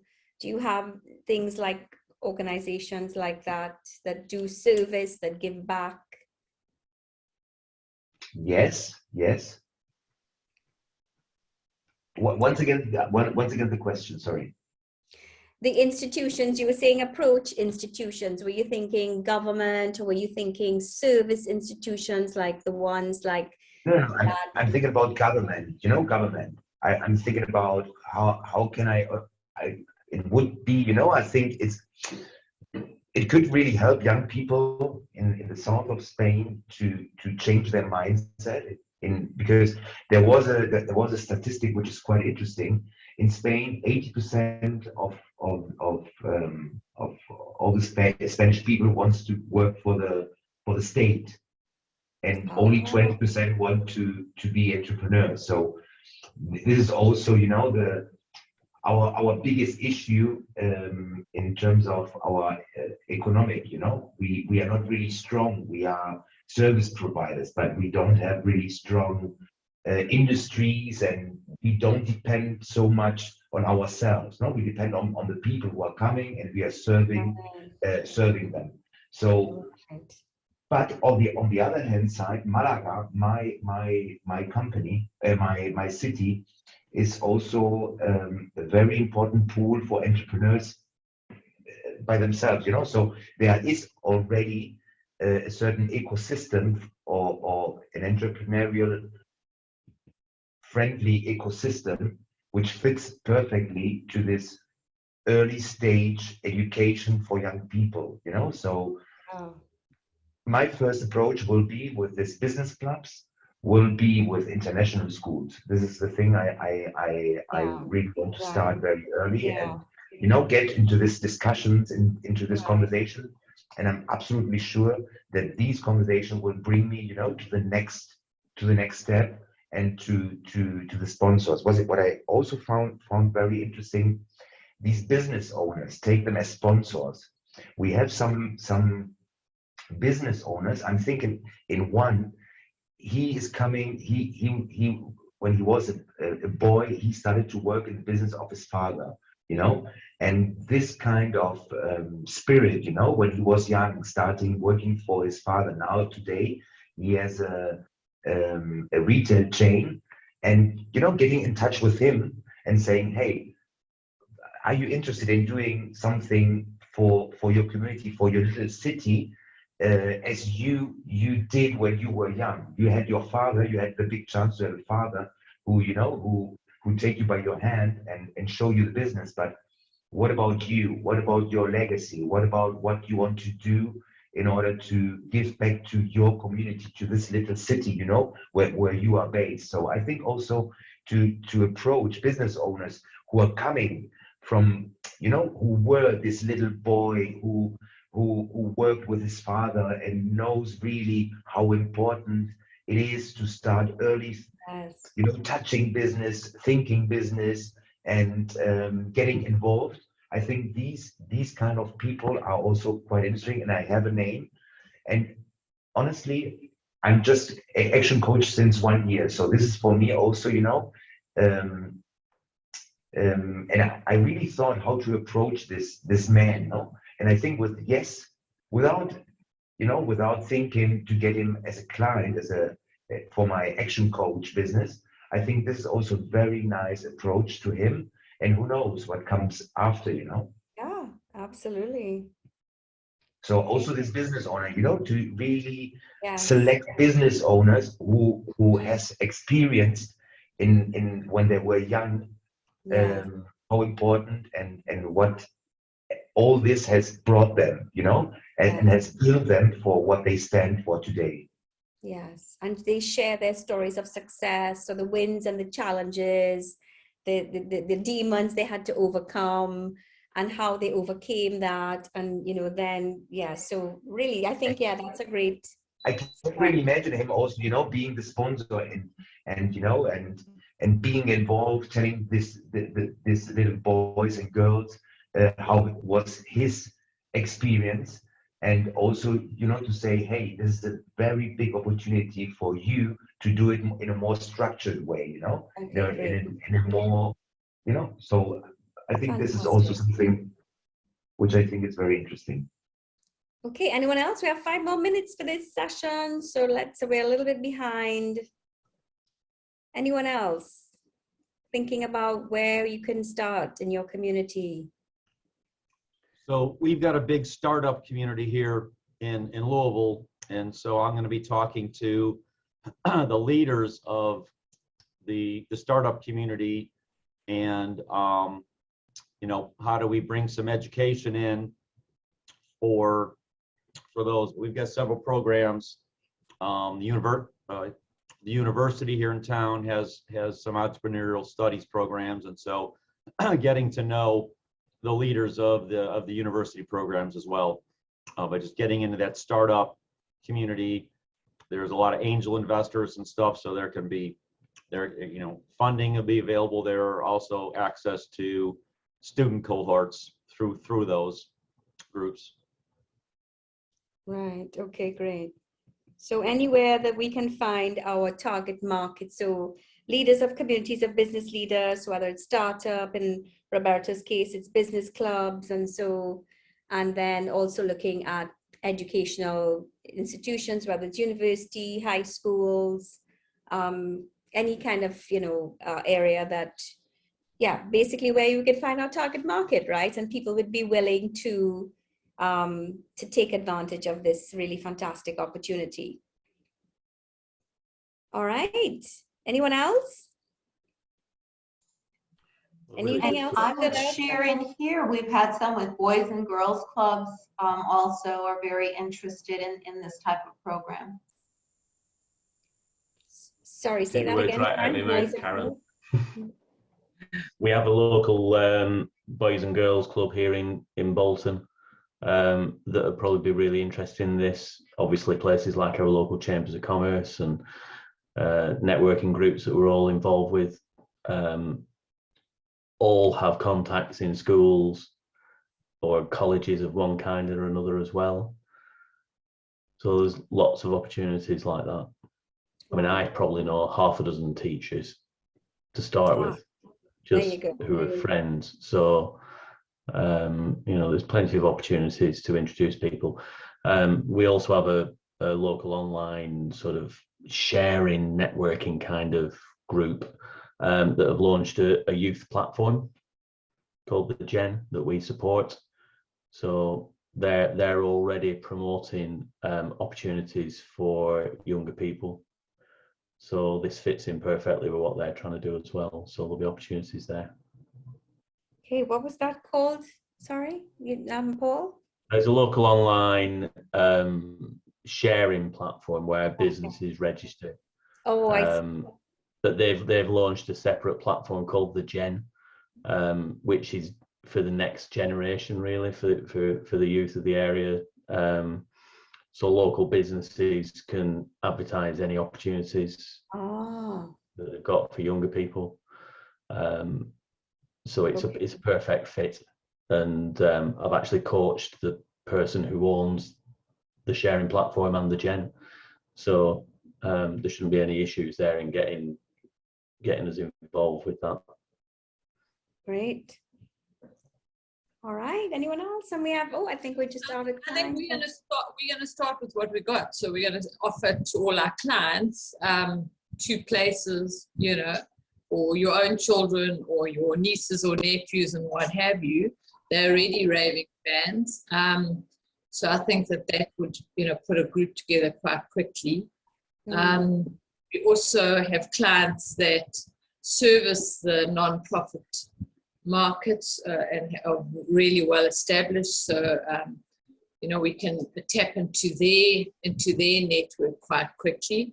Yeah, I must say we've got very similar situation described as in Spain with unemployment, the desire to work for the state as opposed to your own business. But what's happened is there's a lot of interest in supporting the youth because of the unemployment. So it's a case of choosing the right relationships in our situation. So, yeah. All right, thank you all for that. That's great. And I will have these, Karen, I guess we'll just get this information across to everyone. Yeah, I'll go ahead and I'll type up your brainstorm notes and we'll shoot that out with the recording, which we will be sending out a URL, a YouTube link for this whole workshop recording. Give me till next Tuesday on that because it takes a little while to take up 4 hours and get that uploaded. But we'll also include a typewritten version of these great ideas that you've been collecting together. All right, thank you so much. All right, I'll hand over to you now. Wonderful. So if you can unshare, and then I will go ahead and share my screen. Okay. Great comment in the chat room, Paul. Thanks for sharing that link. I love it. All right. Oh, let's just start with this.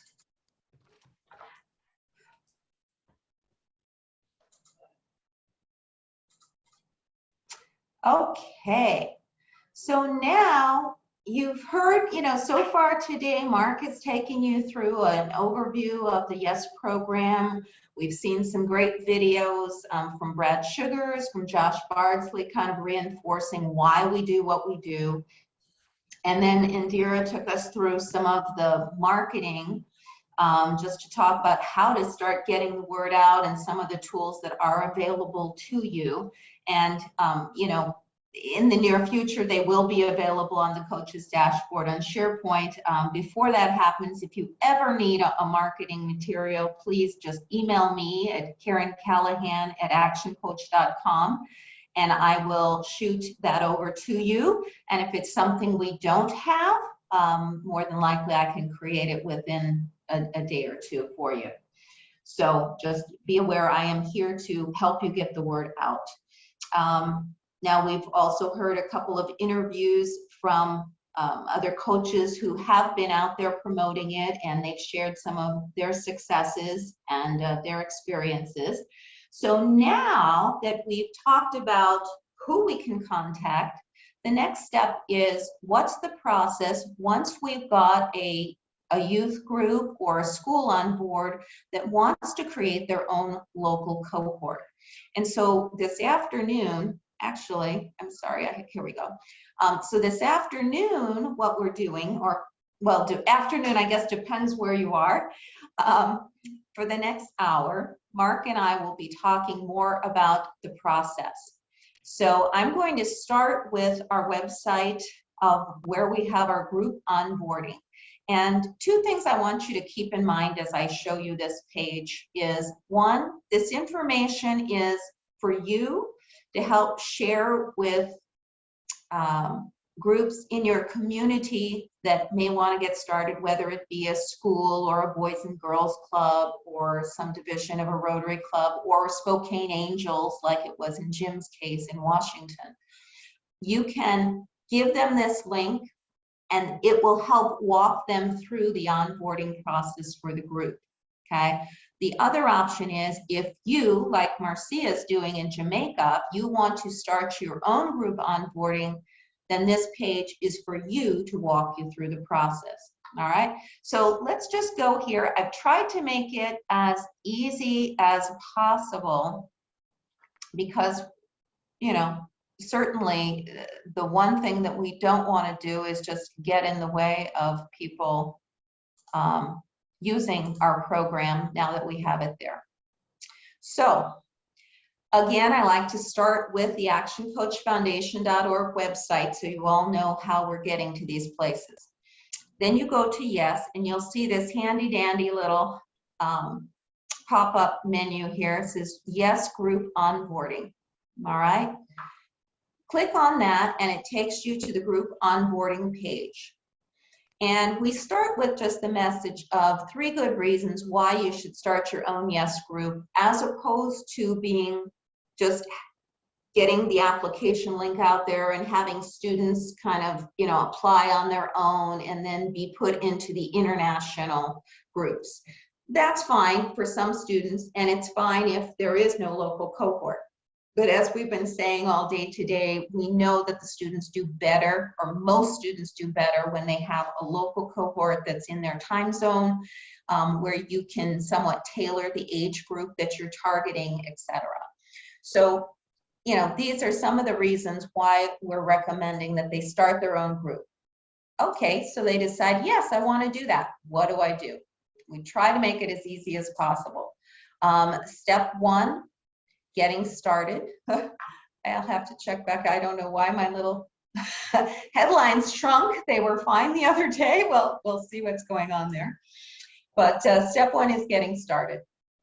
So you have an option. They can always schedule a demo with me, or you can schedule a demo with me. I have had groups sometimes, like Rajesh was an example, where he had an interested group with the Rotary. So he and I and the leaders of their group jumped on a call, and I basically did the demo that you saw earlier today, so they could get a sense of what the students see in the program, and they got a much better feel for what the program was all about. So that's always an option, all right? And then once they decide, yes, we would like to do it, then they just come to this page and they click on the group questionnaire. And this walks them through the process. So they fill out their contact information. So I have that. They can upload their company logo. Then they provide some basic information on the group. How did you hear about us? How many students do you anticipate you would have? Age range. What would your anticipated start date be? They're not locked into this, but this just gives us an idea of what they're planning. Does the group speak English? Do the students have access to the internet? These are important questions that they need to think about before they decide to move forward. Telling us a little bit about their group and what they hope to achieve by participating in the program. Now, once we have all this, then we have some options for each of the local cohorts that they can choose. So the first one is regarding enrollment, okay? They can either opt to collect the applications and parental consents for students who are under the age of 18. They can do that themselves, review them, and if they're all good, then just send us an Excel CSV spreadsheet to ActionCOACH Foundation. And then I take that and I input that into our system, and it generates the enrollment emails, and then they're off to the races, okay? The other option, the other option is that they can simply provide the application link to the students and have them submit their applications, and they go through the regular review process that I follow, which is once I get the email signaling that there's a new application there, I go to it, I review it, and make sure we have all the information we need, that the student is within our age bracket, and then I go ahead and I issue an enrollment email to them welcoming them into the program. I find between the two of these, I find that typically schools, whether private or public, prefer to do the first one where they're collecting the applications and the parental consents themselves. A lot of times they already have parental consents on file. The second one tends to be with smaller groups in the communities, and sometimes it'll be like a business club or a group that is just forming, I would say, okay? Or even some of our action coaches have opted for this. So those are two options they have. The second options are class frequency. How often do they want to meet? Will they meet daily during the week, which is often the case in schools? Will they meet weekly, which might be a business club or some other local group?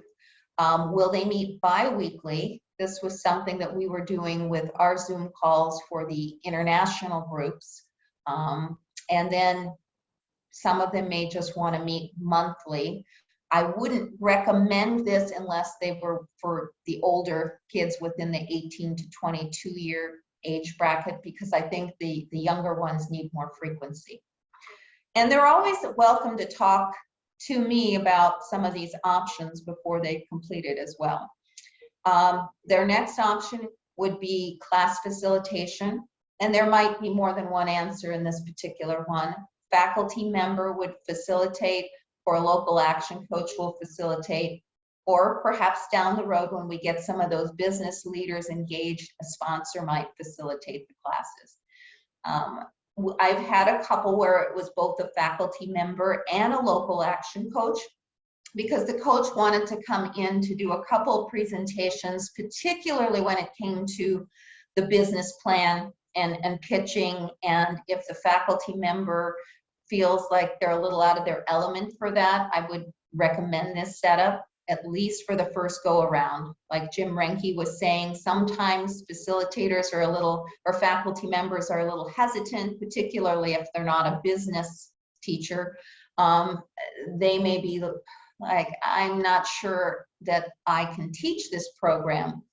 But if they know that you're either there to facilitate it for the duration, or at least for a couple of those topics in the middle where they don't feel secure, then they might be more inclined to move forward with it.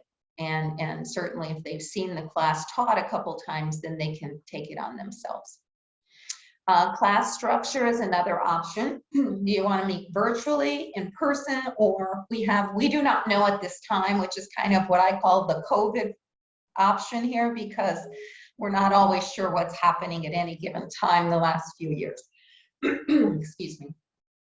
Assignment review, here's another option they can select from, whether the group wants to review and approve the 3 main assignments we've been talking about: the vision board, the business plan, and the video pitch. I can give them access online for their group so that they can be in charge of this. And ultimately down the road, you know, if we get some very large groups, like there's potential in Ireland for a group that could be as much as 1,000, you know, or more, then this might be something that, you know, they would have to use for that, because we just don't have the manpower and staff yet. But for smaller groups, if they would prefer, you know, they can just click the second option, and I will go ahead and review the assignments as they come in and either approve them or reject them with comments so that the students know what they need to correct for their next submission. And then lastly, we have the graduation option. This, you know, they can either choose between the virtually held ceremony that we do internationally on a quarterly basis, or they can do something locally and preferably in person. I always recommend this second option, that they do it locally if they can, just because, you know, the international virtual ones will be only offered once a quarter. And perhaps if you're ending your course, you know, in January and the next graduation is not until March, you know, it's kind of too long of a time to wait in between. And you know, you've got your whole group there. Why not get them together, recognize them when the energy is fresh, and then that really gives us a nice entree into the YESS Club and what they need to do there. And then they just submit this form. Now this form comes to me, and I use all of this information to help create a very brief group agreement. And in fact, let me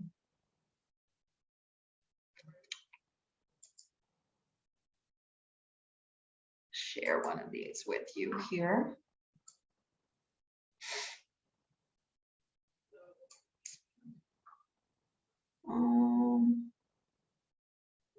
Okay, oh, it's the one doc I don't have there. Okay.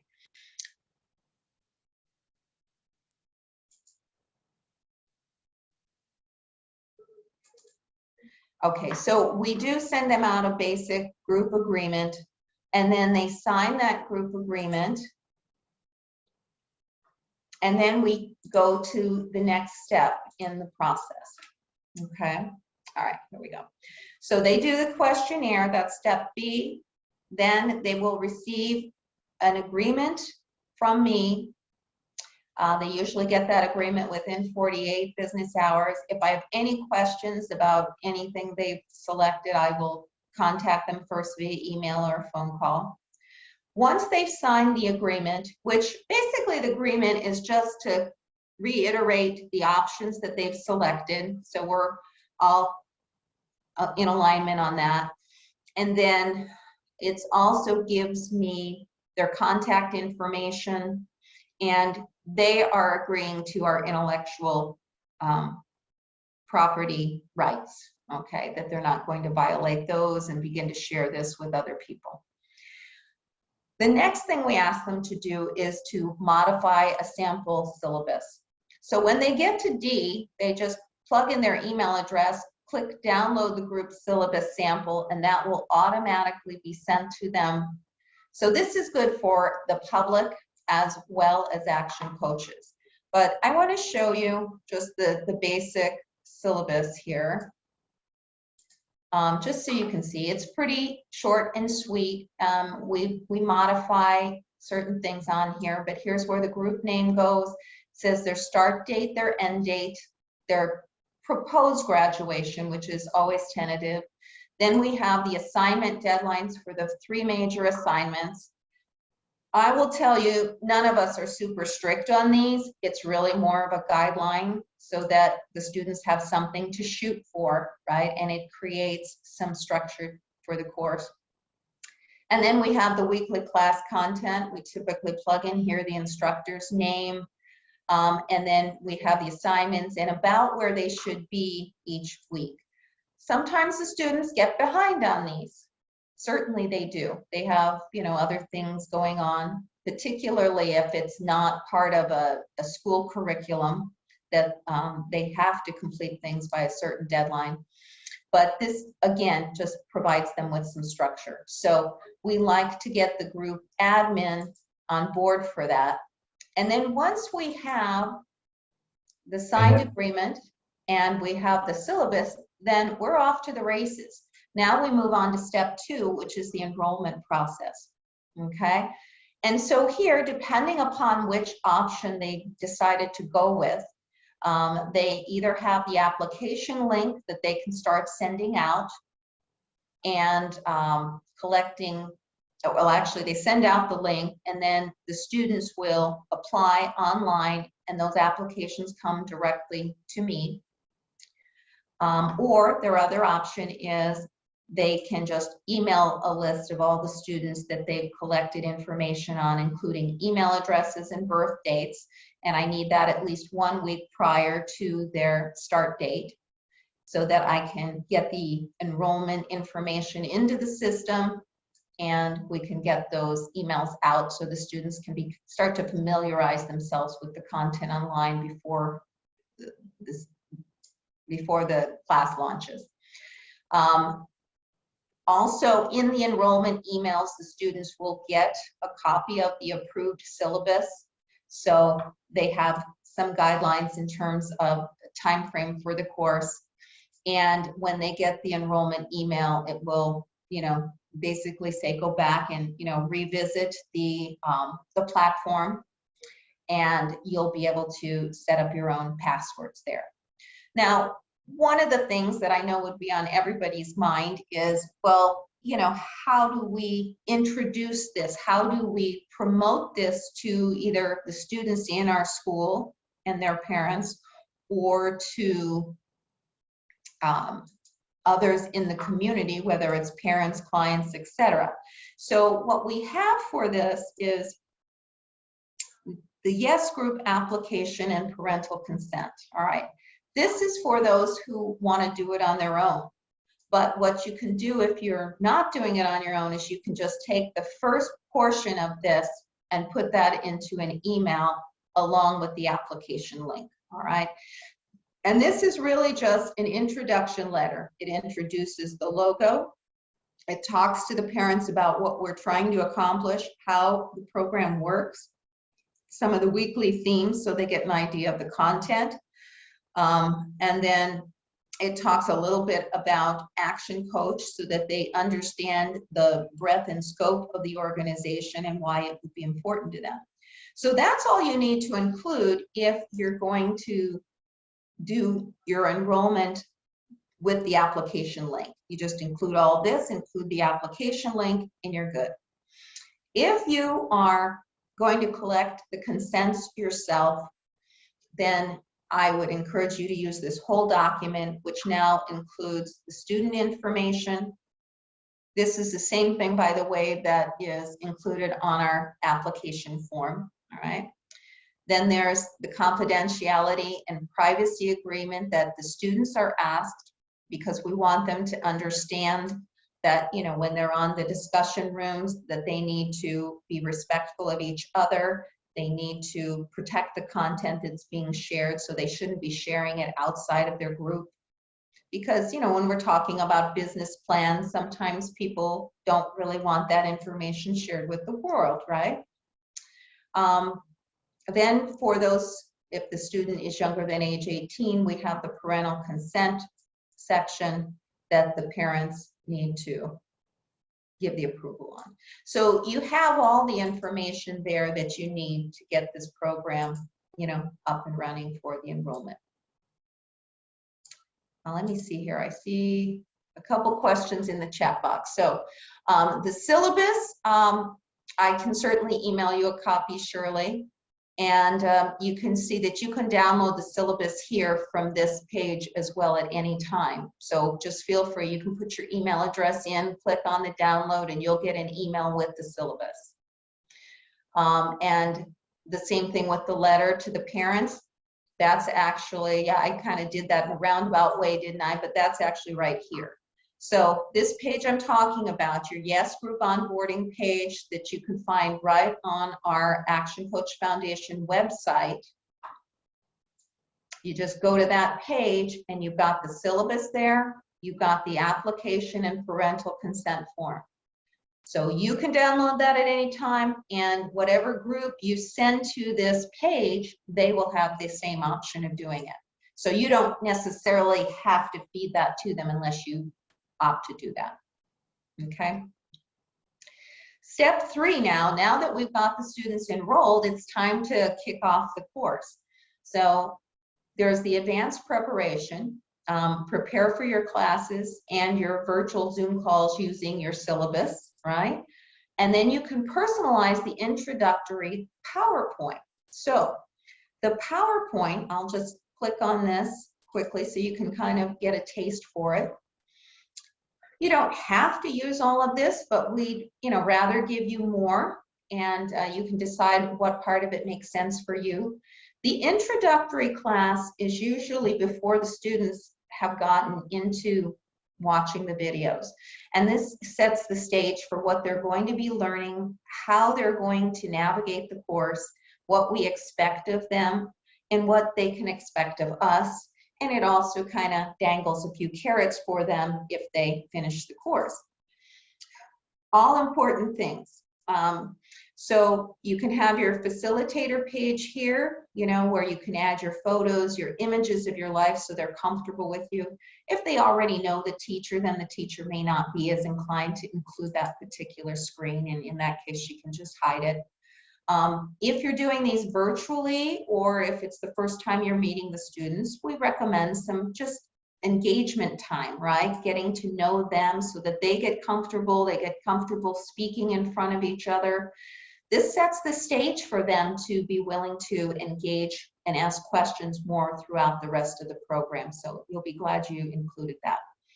And then we go through just reviewing, you know, the why. Why are you doing this as students? How is it going to help change your life? You know, we've got some pictures here of Brad Sugars so that they begin to, we begin to develop his credibility so that they want to listen to him and they realize he knows what he's talking about.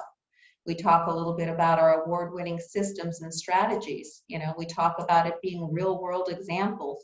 And then we go into a little bit of how does it work, right? So I'll just zip through this because you are all experts on that already. And then we get into the failure to participate. This is a big message for a lot of these students. It's like, hey, it's not about whether you're right or wrong. Just get in the game. And yes, we want you to succeed. So we talk about some of the different carrots. Now, what you're not seeing here is for every slide on this PowerPoint, I have more comments in the notes section within the PowerPoint you get. So you can use that to talk more about the content that's on the slide, all right? And of course, you're always going to word craft it so that you're comfortable with it. And then this last one, failure to plan is planning to fail. I find that it's very helpful at this last slide to start to talk to the students about how are they going to schedule their viewing of the videos. You know, for some of them are going to want to do this on a daily basis, 30 minutes a day.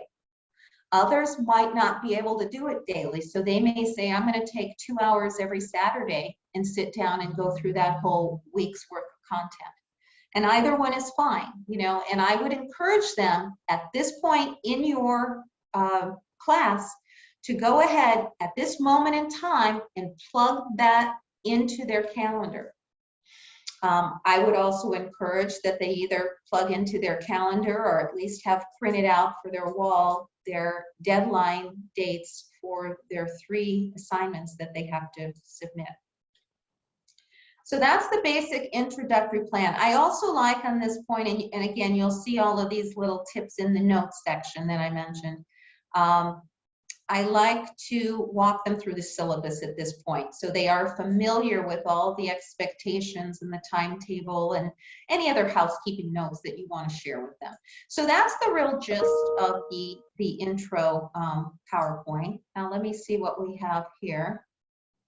Okay, thank you, Mark. Mark's been taking care of answering your questions while I've been on here, so that's good. And we've got everybody up and running. Great. All right. So that's the first class, right? Now, I also recommend here in part A of making sure you send out some sort of a reminder for your first class. Of course, again, if it's within a school, that probably isn't necessary.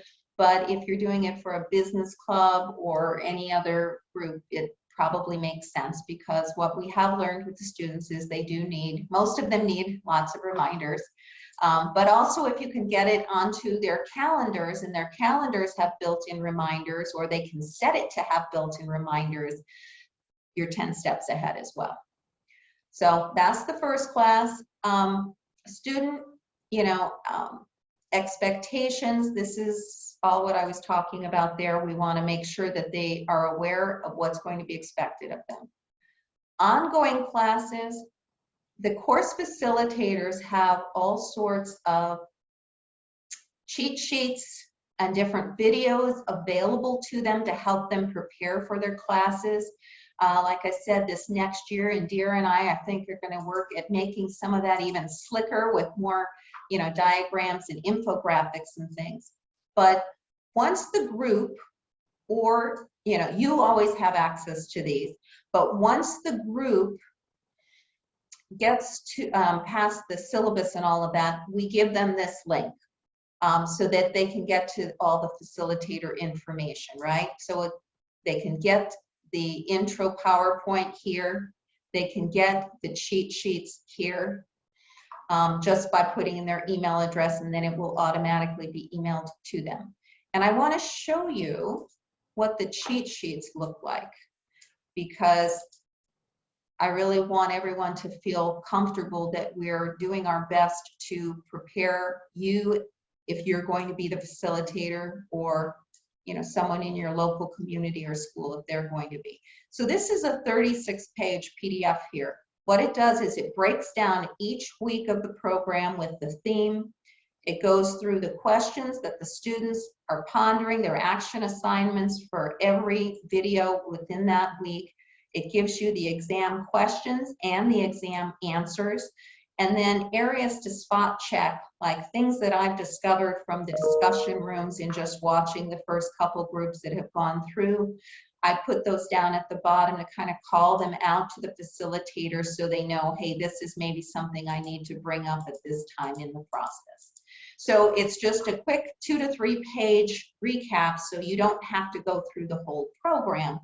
However, I do often recommend that you check in at least to see what's going on in the discussion boards for the program if you are facilitating it. And we always enroll the facilitator in the program so they have the access. Okay, so that's the cheat sheets. And then the other thing we have here, whoops, where am I? I'm sorry. Oh, here we go. Back on the group facilitation. So they have the cheat sheets. We've got the intro PowerPoint. We've got samples of various Zoom calls that were done with action coaches on our international groups. Each of them tend to cover a couple of weeks. You know, I don't know how often the facilitators want to go through these, but it's really just more to build their confidence. They can watch 1 or 2 of those, see what's done, see how we work to engage the students, and just use that for their confidence. This part, special video support to share, I think is really key. And I think that every facilitator should watch these 3 videos when they get close to the time in their program where these assignments are due. This Creating Your Vision Board with Josh Bardsley, I showed you when we did the demo. This is a 20-minute video with examples of vision boards. Now, and then business plan is Mark going through the actual template, question by question with the students. And then Josh has some insight on crafting the video pitch. So they're very helpful to the students. You can use these as a facilitator, you can use these in a couple ways, okay? You can decide that during the course of the class, you're actually going to share this video with the students and then have a discussion afterwards and maybe have them work on their particular assignment together as a group. The other way is you just, as a facilitator, watch it in advance so you're familiar with it. You can share the key points with the students and make sure that they know these videos are available to them in their learning platform.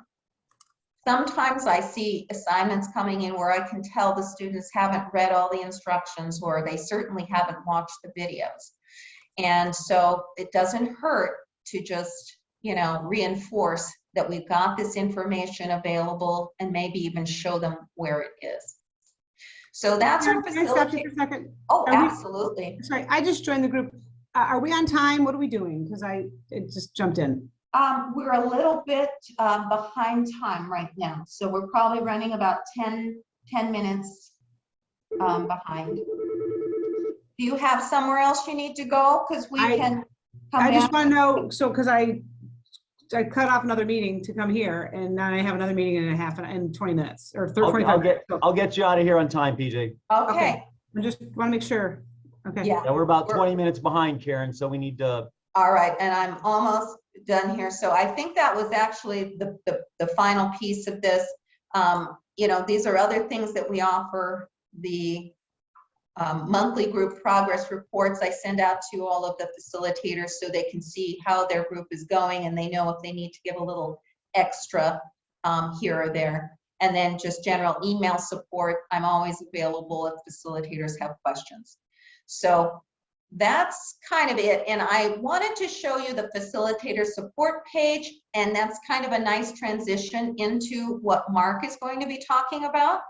So I am going to stop sharing my screen, and actually, Mark, I'm going to let you launch into facilitator, working with facilitators. And if you'd like, you can change that up a little and start with PJ's interview, or however you want to handle that. Yep, give me a second, and I'm gonna take a quick look at the slides and rearrange them a little bit so that I can get Keon and Dave and PJ. And while he's doing that, If you have any questions just go ahead, put them in the chat room. Oh, thank you. Yeah, we're trying very hard to make the process as simple as possible.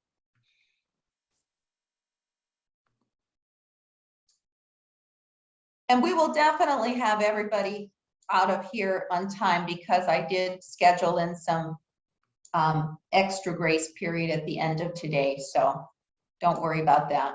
But I know, PJ, your situation's a little bit different. So we want to make sure that we get the value of sharing some of PJ's wisdom while we have her available.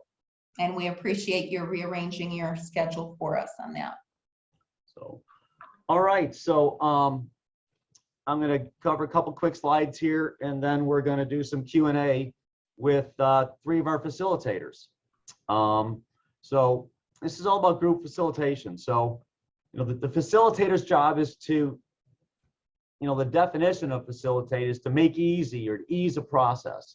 So, you know, what a facilitator does is plan, guide, and manage a group event to ensure that the group's objectives are met effectively, clear thinking, good participation, and full buy-in from everyone who's involved. So, you know, our goal as facilitators is to help the students as a group get through the program and learn what they need to learn so that they can be successful at the end. There's three phases to facilitating. It's supporting the local enrollment. You know, Karen showed you we have multiple ways of doing that. So it's, you know, supporting your local group and getting enrolled.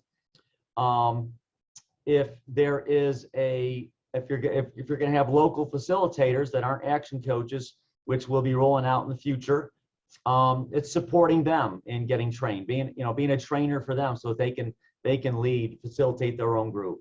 And we'll be rolling that out later this year for non-action coaches. And then supporting the student learning, getting them engaged and helping them really succeed and get the most out of it. So I'll cover those more when I'm done, but first we've got 3 facilitators on here. So PJ and Keon and Dave, if the 3 of you would like to unmute yourselves and say hello. Hello. Hi everybody. Dave, all the way from Aruba. And I'm going to get my little cheat sheet here that I put together. So, and I had some questions that I sent out to them in advance, and so hopefully they're well prepared for this. So, but let me just ask, and any of the 3 of you can jump in and answer, and we'd like to hear from all of you to just help the group understand, you know, what what works, what doesn't, what are some things to maybe anticipate and be prepared to overcome and help to help the students have a great experience. So first question is, you know, so what's your biggest success as a facilitator of your group? What do you think went the best?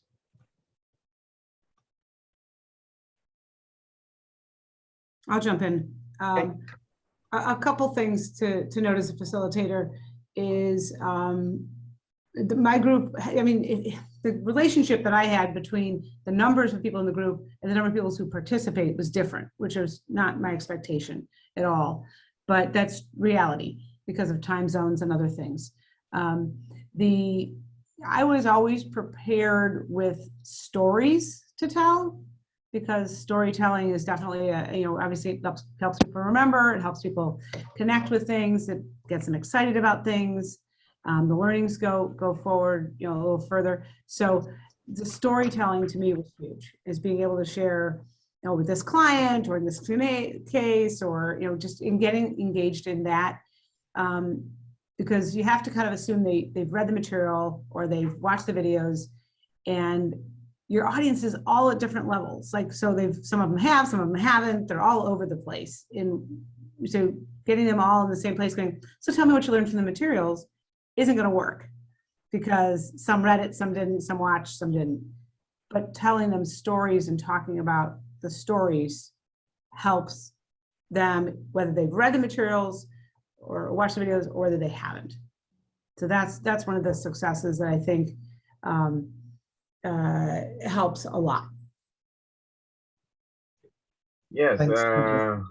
also want to jump in, and I want to say that this I've been working with the group of Montessori school, and which the age range was between 14, 15, 16, around that age. So they're very young. So one of the things that is very important that I actually, especially for the young group, very quickly I jumped in also as the facilitator to, if I can be present, I went present to help and engage with the group. So since it's locally, it's possible, and that has helped a lot in order for, especially for the younger kids, to get a better view of because usually they're not that much into that why of the business yet. So, and we have to create that understanding of that why. And the second thing that also has helped is I've used, like, recommended also some carrots, which for example, a Starbucks challenge where if they got some achievements, they got some Starbucks. So everybody was very excited and in doing their homework and watching the videos. It was like kind of a bit of a challenge also within the group, which was also which was very nice. So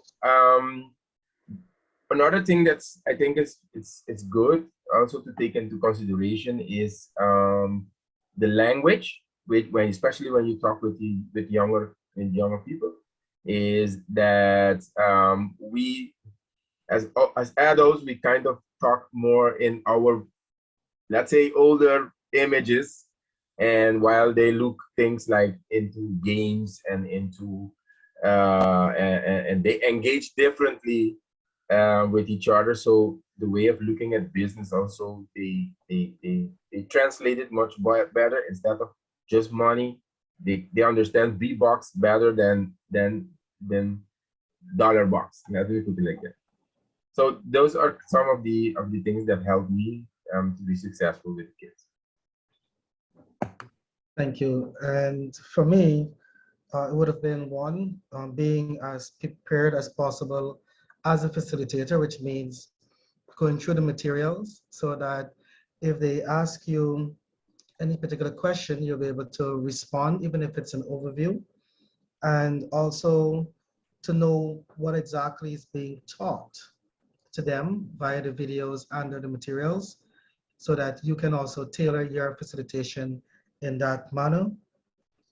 One of the things that I would have done as well was to use an example from within the group. So I would ask a person if they wouldn't mind being used as the example. So it becomes a bit more relatable to them. And as Dave mentioned, it is very important to remember WeFM, that we have to change our register to connect to them as young people, to use the language and the slangs that they can relate to, and not come as if you're speaking to a mature business owner, because you lose them very, very quickly. One of the things that I have done as well was to create a WhatsApp group for them, so that communication can occur even outside of the scheduled facilitation date. And in that way, as they're going through the materials, they may have questions that may pop up that they can just drop it in the group, and that's a learning opportunity for everyone. So I think for me, those would have been the three main areas of success that I think I would like to share with the new facilitators. One thing too, I mean, just as a secondary, and you mentioned the WhatsApp group, I teach at the high school different programs, and I do other programs with youth. And just be careful about, we're not allowed to do that at the high school level because of mandate, because of privacy, and because of just access, safe havens for youth. So we're not allowed to do a lot of that. So just be aware of putting your own self at risk in communicating with youth. Understood. There were rules. There were definitely rules for engagement in the WhatsApp group, and I must say that throughout the time of the course, we've not had anything inappropriate being done. No one has complained, and I thought they were given the option to join if they wanted to. So it wasn't something that was mandatory. But I do take your point into consideration. Just don't put yourself in a place where you get stuck. Yes. No, I understand. I do take that into consideration. I would like for everyone to take that, depending on where you're from. The rules and regulations may be a bit different. Yeah. What questions do you guys have?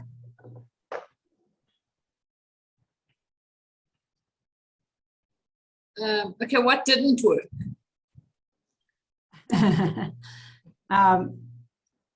Letting them drive the conversation didn't work in my case as much because Zoom, as you all know on Zoom, you have to unmute yourself, you have to get into it. It's harder to get that engagement in a room full of people to take themselves off mute. Even just when Mark asked us all a question, we all kind of stood there frozen, right? Who gets off Zoom, who doesn't? So to actually lead the question saying, we're all going to take a turn at this. We're all going to go down that path, but letting them kind of opt in makes the whole process a little bit more painful, especially if it's via Zoom. So saying, okay, why don't you take just a minute and then do the Brad techniques, take a minute, write down 3 things that you want to cover, and then you can call on each one of them and at least feel like they have something better. But if you let them kind of, what questions do you have? It's really hard to figure out where you're going with that.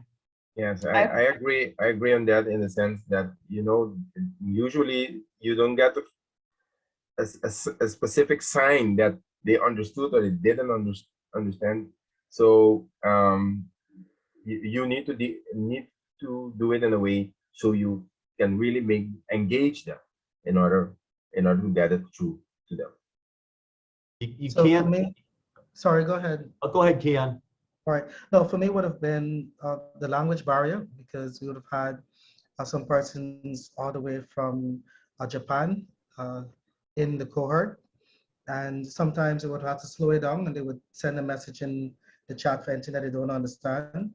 Persons were hiding behind their cameras. So as everyone mentioned, it's kind of challenging to assess their level of engagement and their understanding with the content. Notwithstanding, one of the things that I would have done to combat that would have been to encourage them to use the breakout rooms so that they can have a chat with each other and or send their responses via chat. So it's easier for them to message than probably to come off mute and to speak.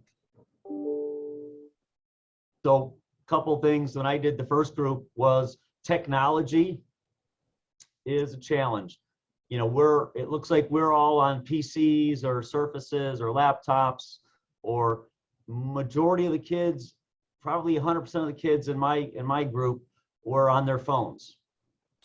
And the international group, some of them were in areas where frequent cell service dropouts. So that was a challenge. And then you definitely, the other challenge I had in my group was we had a pretty wide range of ages. And so like we talked about earlier, 12 to 15 and 16 on up, it's probably a break in there somewhere, just because you're dealing with, you know, very young children to young adults, very, very different. And then I think PJ might have said it, or all 3 of you, but you can't just say, so what did you think? You know, what did you learn? You have to give them specific questions to make them answer. And because in general, you know, they're used to school where it's not cool to speak up. So, you know, so what are the top three things you learned? And, you know, start out with them in the chat room. And then when you see one, say, okay, so Mary, why don't you share with the group what you put in the chat box? And you really have to make them talk. Once they start talking, they keep talking, but you really have to work hard to engage them and ask less generic questions and more specific questions to get them to respond, was what I found. I think in my experience, some of the adults that I deal with who've been around for ages and are business owners are exactly the same as that anyway. So everybody's got in there. There's definitely some cultural differences. I had some folks who the cultural sensitivities were high as to whether or not they turned their cameras on and whether or not they had just not certain whether or not they could participate the way they wanted to. It was a little bit uncertain sometimes. So just being, culturally aware of what you're dealing with. And that's one of the reasons we're trying to get as many facilitators in as many parts of the world as possible, because the closer the facilitator is to the cohort, the better relation there's going to be, and better understanding of all the challenges that are going on. So we, going forward, we want fewer of the just international hodgepodge groups and more localized groups as much as possible. I think that's the area we're going to really focus on in 2020. One area to focus on in 2022 is getting more local groups with local facilitators, and that'll just make it easier and more powerful and more relatable to the students, so that they can get more out of the, because our job is to help them get as much as possible as they can out of the program. And the closer we are to them, is there an optimal number to have on a program? Is there an optimal number to have on a program? Thoughts, anybody? I don't know. I had a ton, but they didn't all participate. So I don't know what that looks like, depending on what kind of program you're running. Yeah, I would say what I've seen from all of the facilitators is, with the cohorts, you can do smaller groups, and I would say maybe 20 to 30 would be, in my mind, an optimal number, because that way, even if you have a few who aren't highly participatory, the rest can get a lot out of it. If you have much more than that, like most teachers would say in school, it starts to become a daunting process.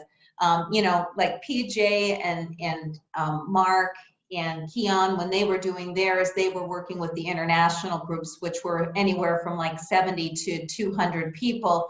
And they only got a small percent of those on the Zoom calls. But if we didn't have that large of numbers, they probably wouldn't have had but 1 or 2 people on the Zoom call, because percentages being what they were.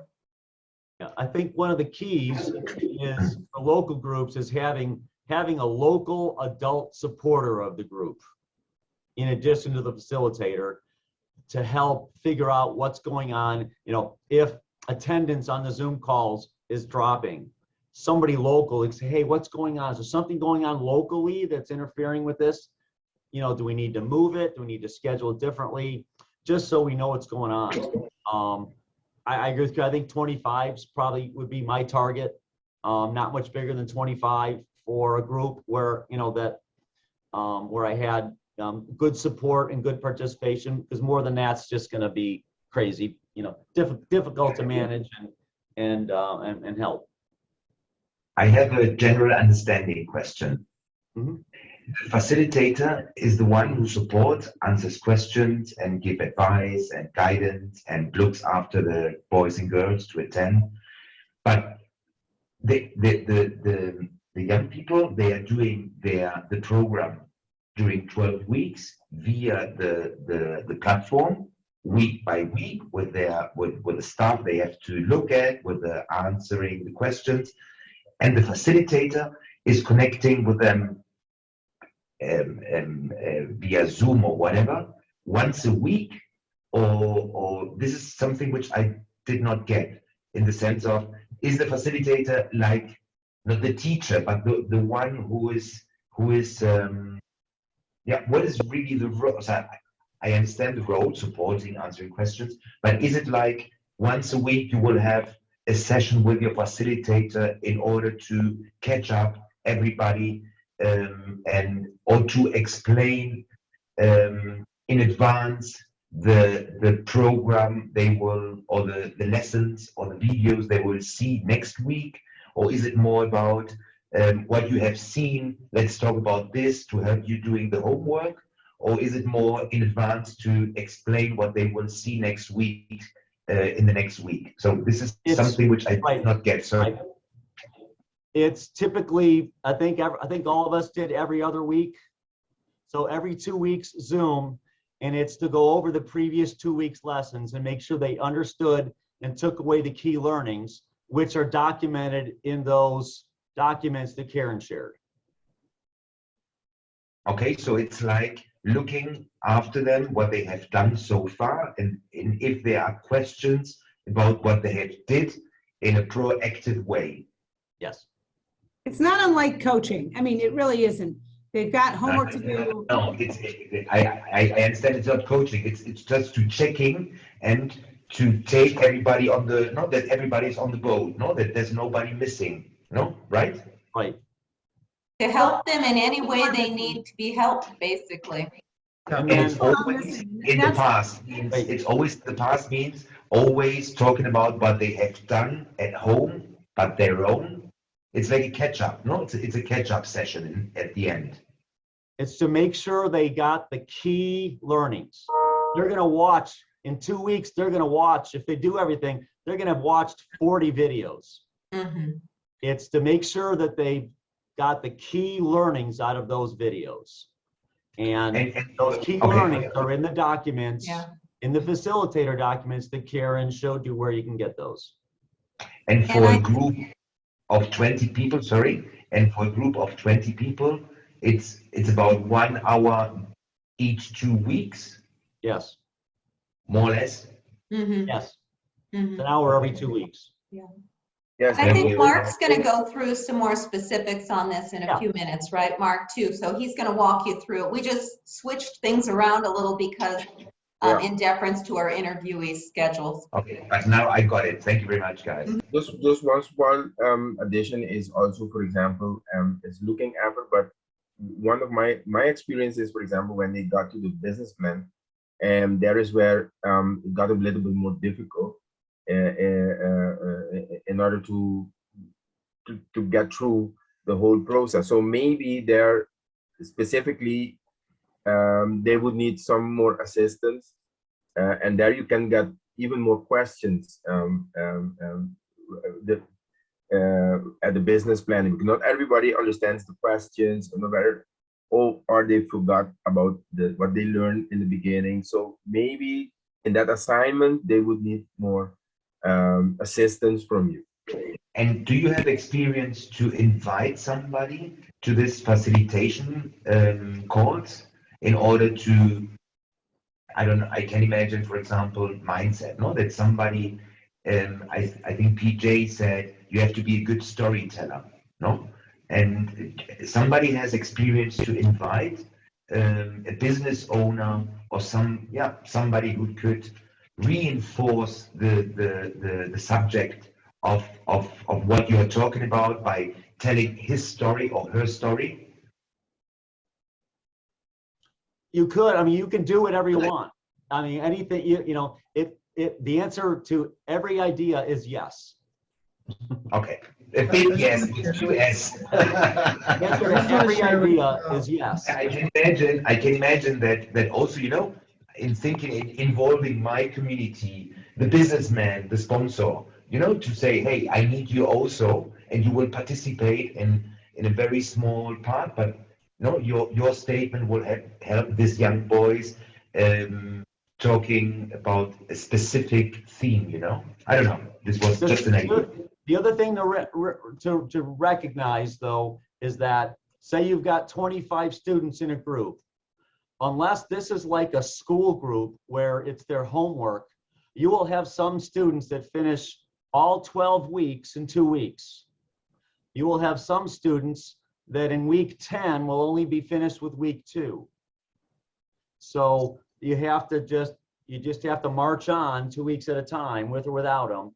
And you know, the goal is to make sure they get through the program and get their business plan and video pitch. The risk of bringing in other speakers, while it's a great idea, does that take away from them getting through the program in 12 weeks? Does it take away? And so it's not a bad idea, but just have to manage it and recognize these are kids that you're lucky if you get them on for an hour every 2 weeks. Understood. And this brings me to another question, Karen. Are the contents blocked? are you unblocking each content for the next week, or No, are they they have open? access to the whole, they have access to the whole thing. Well, I think what the future content is blocked until they complete each of the Right. videos. So they can't move, they can't skip videos. They have to watch one at a time in sequence, and they have to finish their assignments and get them approved before they can graduate. But they can do all the weeks until the first assignment. Yes, that they can do, as long as they go through them in sequence.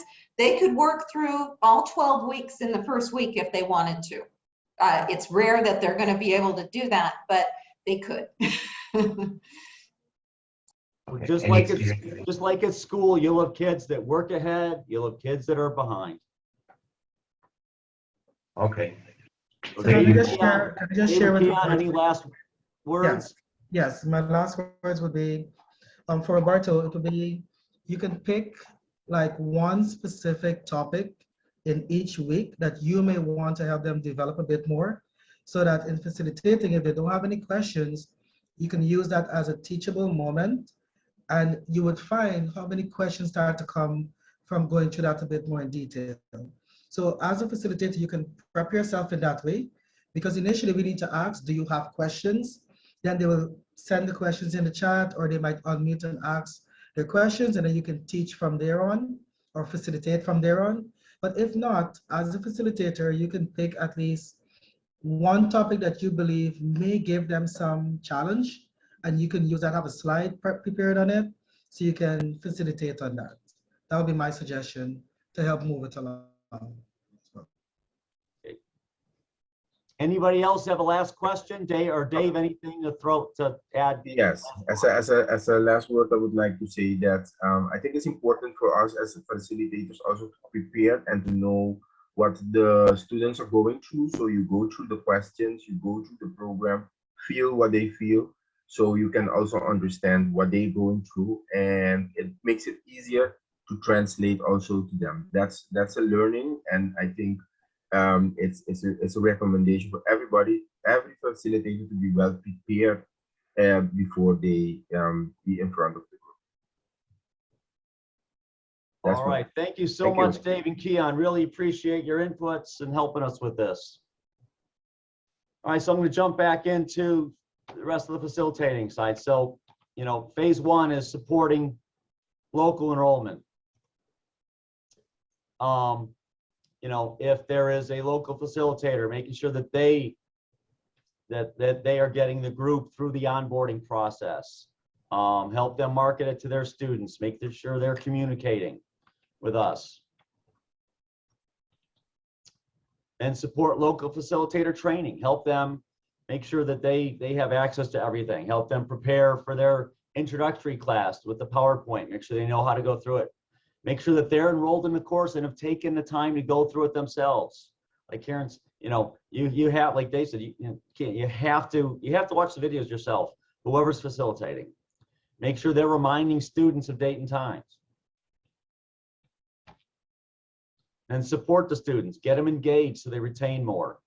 Make them comfortable, introduce yourself, tell them your story, tell them, in the first session, I talked about how I became an entrepreneur. I wasn't born one. I learned how to be one. Find out more about them. Get them talking about themselves. Ask them questions based on those key points. Interact with them in different ways. Indira used the whiteboard, the Zoom whiteboard. Like we talked about, we used the Zoom whiteboard to brainstorm a couple times. I used it I wanted to make sure they understood above and below the point. So I got out and I drew above and below the point on there instead of putting up a PowerPoint. I drew it on the whiteboard so everybody could see it. It's just different ways to interact with them visually, and just to help them understand what's going on. Talk their language, use local examples if possible. Take into account their age group, in terms of how you talk to them. Encourage them to take notes and interact in the discussion room. So, during the 2 weeks, that's what the discussion rooms are for, is we're going through the videos. they've got questions, if they've got, you know, Karen has prompts in there to, hey, put in the discussion these 3 things or your top 3 learnings. Make sure they're doing that, you know, encourage them to do that. Check in. If they're in the discussion groups and you see your group is participating in there, go ahead and comment, add some thoughts. You know, that's a way to keep engaged with them during those 2 weeks. I didn't do enough of that. Good news was Josh and Karen were, but I should have done more as their facilitator. So that was a lesson for me. And when you're engaging online, they'll be able to do more. That way you can bring it up on the Zoom. Hey, there was a great conversation that came up. I want to make sure everybody saw it and heard about it and learned from it. Know ahead what their next assignment's going to be. Understand that during the first 4 weeks, their assignment at the end of that 4th week is vision board. Incorporate that into, you know, make sure they know that, you know, what the 3 big homework assignments are going to be. And remember, there's cheat sheets for all of this in there. Go through those, watch the videos, make sure you understand the order of things, when homework assignments are, and those cheat sheets can help you do that. Foundations, you know, the system is sending out monthly progress reports so that we know what's going on. You'll see what's going on with your group. Build their confidence. You know, it's encourage. You know, pay attention to age differences and technology. Let them know that, you know, that it's okay. If you know they're in an area where there's technology challenges, just tell them, hey, we understand. If you get kicked off, just come back in, jump back in. We'll catch you up if you missed anything. And just make it okay for them to be kids in the region that they're in, dealing with the challenges that they're dealing with. You know, the first session is kind of the kickoff. It's that PowerPoint that Karen shared. This is how the program works. It's a little bit of mindset, getting them engaged, letting them know here's how it's going to work. Then from then on, you know, every other week, you're reviewing the key concepts from the previous week's videos. The cheat sheets that Karen's put together have questions to ask them, discussions to have them. Go into the discussion room, see what's being talked about, add that to your questions. Make sure you know what challenges they're having with the content, with the homework. And if you have time, you could give a brief preview of the next class topics. I didn't do that very often because most of our time was spent talking about what was on. What I did talk about always was the next big homework delivery, either the vision board, the business plan, or the pitch. So I did always say, and don't forget, start thinking about your vision board. Don't forget, start thinking about your business plans. Everybody have the template. Everybody know where to find the template. You know, make sure they have what they need to be successful. So that was we've done that. So Q&A, let's go ahead and you know, what questions do we have now?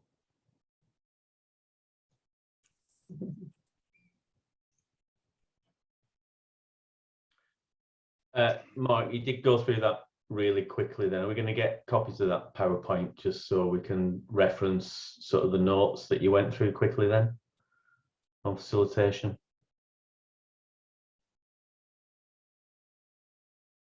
You're on mute, Mark. Yep. Yes. Thank you.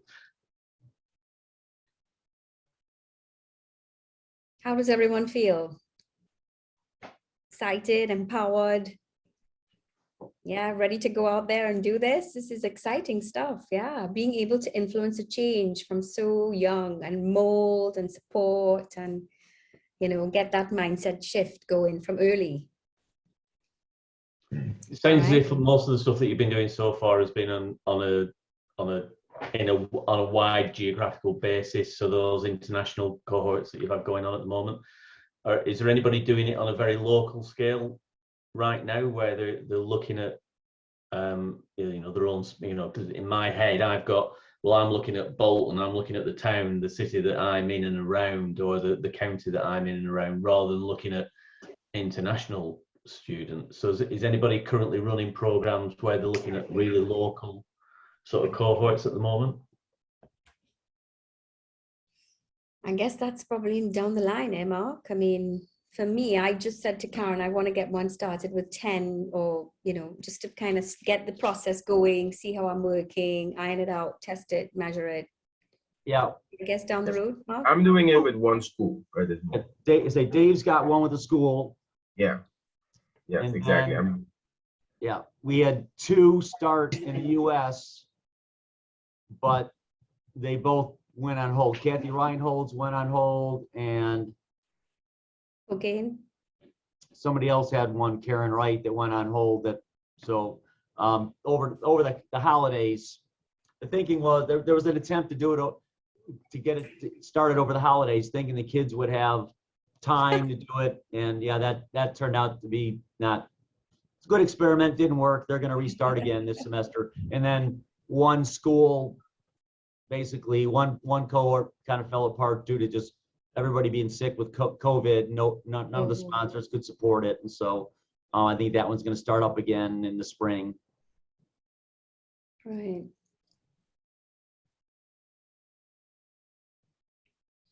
Yeah. In terms of marketing material, obviously we've got some, we've had some ideas earlier on about how to go out and market this and how to find supporters and maybe schools or whoever. In terms of specific marketing material from the foundation, have we got tools that we can use to support us in terms of marketing, Karen?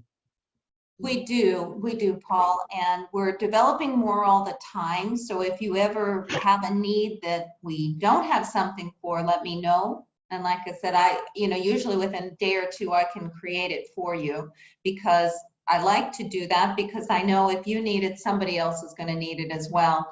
And then we're going to be adding these to that website that Indira showed you earlier. I'm just, as soon as we can get all of our SharePoint stuff going here through IT and marketing, then that's all going to be available to everyone, and you'll be able to have all of that very accessible to the coaches. And then just the materials that are necessary for the public facilitators out there, teachers and all, that's what's available via the website. Okay. And I assume that you guys wouldn't have a challenge with us putting a page on our local Action Coach websites, sort of referencing this. No, that would be awesome. And particularly now, well, I'll talk to you a little bit later about some of the things you have coming your way that should help you with promoting as well. Okay.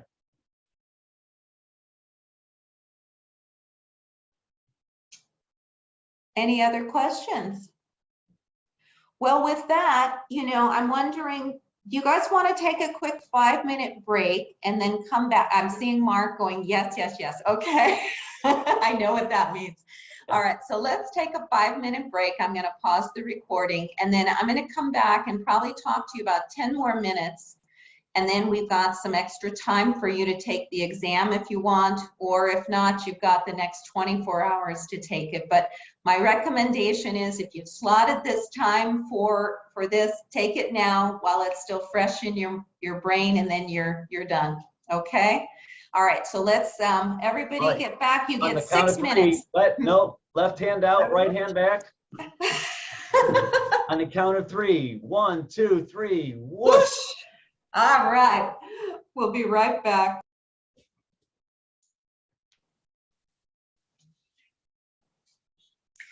Welcome back, everyone. All right, let's just start back with a nice stretch to the ceiling. Reach down and touch your toes. Now get up and stand on your head. Okay, you don't have to do that last part. Just testing, making sure you're all back and we're all thinking and ready to go with the final few steps of our journey today. So,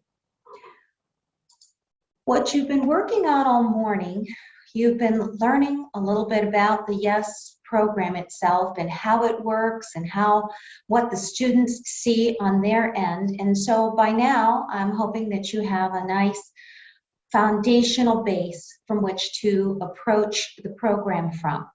So the next 10 minutes, what I want to do now is talk to you about the next steps for you in your certification program, and also what type of support we have in place to help you be successful. All right? So with that said, here you are. You've done the program. You've gotten your local cohort together. You've worked with them for 12 weeks. You've got some great graduates, and you're hearing some wonderful success stories. So now what? All right, well, the next big step is start to share your wins on a local basis. Share it with local business people. Share it with local parents and other students within the community. And certainly share it with your clients and prospective clients, right? Because even though we're doing this for altruistic reasons, because we want to help transform our communities and make the future a better place, we're also able to get some wins out of this for your coaching business, and that's okay, right? In fact, sharing that information is really going to help grow the program within your community locally, and that's a very good thing for everyone involved. All right, so one of the ways that we help you in sharing is at the end of, well, actually next Tuesday, for those of you who take the exam and pass it, you will be receiving your YESS certified badge that you can use in all of your marketing materials. So I encourage you to upload that to your email signatures, put it on your website, use it in your social media, use it in any marketing presentations that you do. It's just going to be another badge that helps build credibility for you and your coaching practice, all right? And it will also generate some questions when people say, what the heck is YESS? What does it mean that you're YESS certified, all right? So definitely you want to use that certification badge in your marketing materials. And then you want to feature some of these wins. I would love it if you send us a testimonial. You can just do a written testimonial with a couple of photos, would be great. We'll add that to the website. Better yet, you can even create a YESS interview with a client or with a student or a teacher, or a combination thereof, maybe a parent and a student from the program. You'll see many of these on our Action Coach Foundation YouTube channel, all right, because we're collecting them. We call them YESS Success Moments. And so these are definitely things that we want to use to get the word out in the future. And at the same time, they're great ways for you to share your own personal and local success, which then now you have some extra content that you can share on social media. That's not always a hard and fast aggressive marketing message, but you're still letting people know that you're out there doing good things for the community, okay? And you can also use that to reach out to some of the local business owners who might be very interested in how the young people in the community are learning about business. That's certainly going to catch their interest, I think. And it might also help generate some additional revenue for the program in your community, which is always good. All right.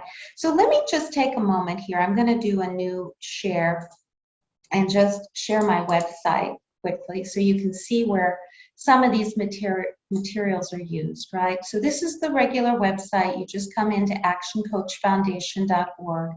And then we have the success stories here. And so student success stories, this section, we start with Josh's story because it's a great one.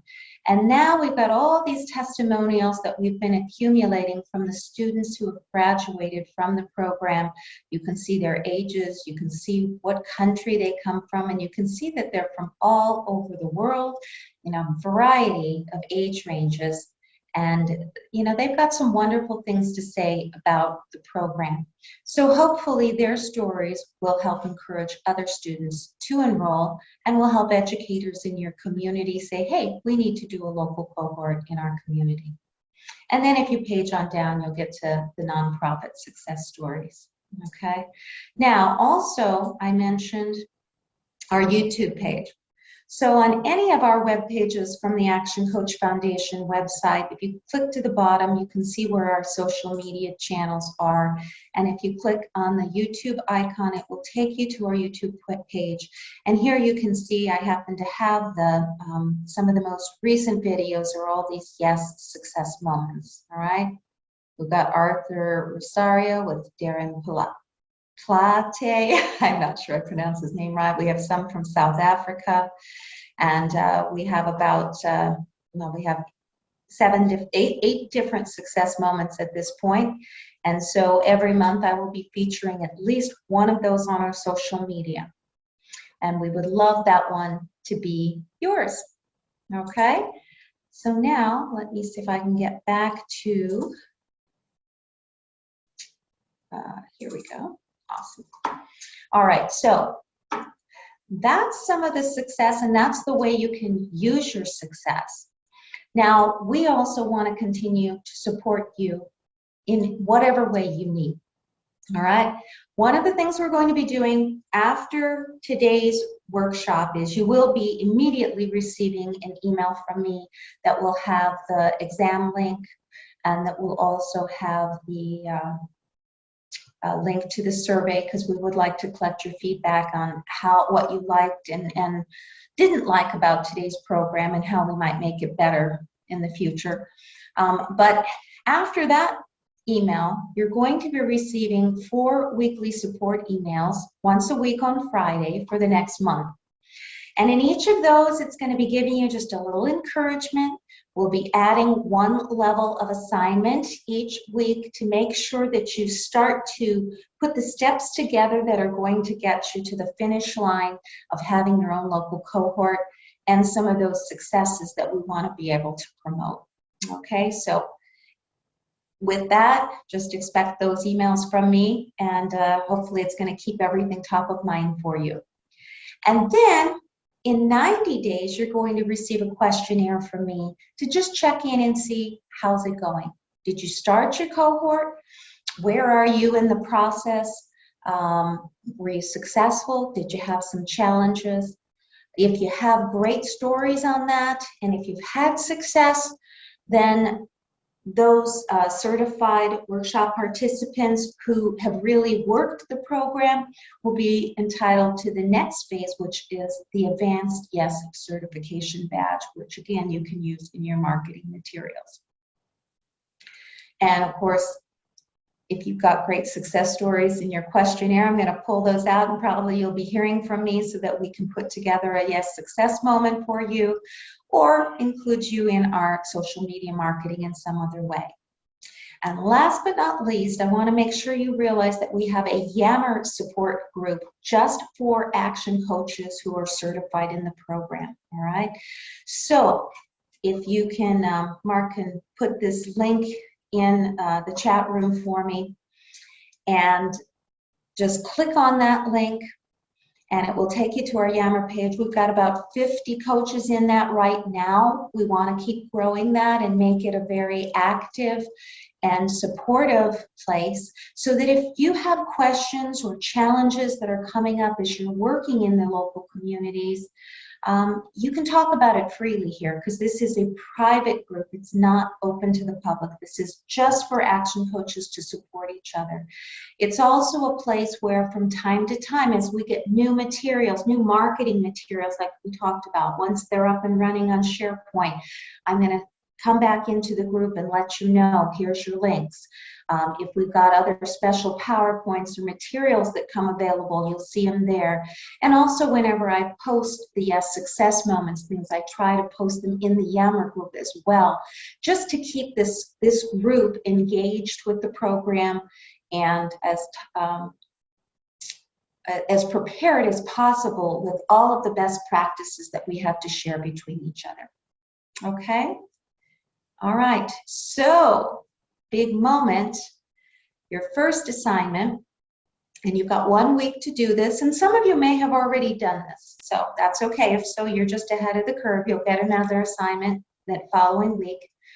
But if you haven't done it yet, take some of those ideas that you generated when you were doing the brainstorming with Indira today, and think of that contact, whether it be a client or a local school educator or a Boys and Girls Club or Rotary Junior Club.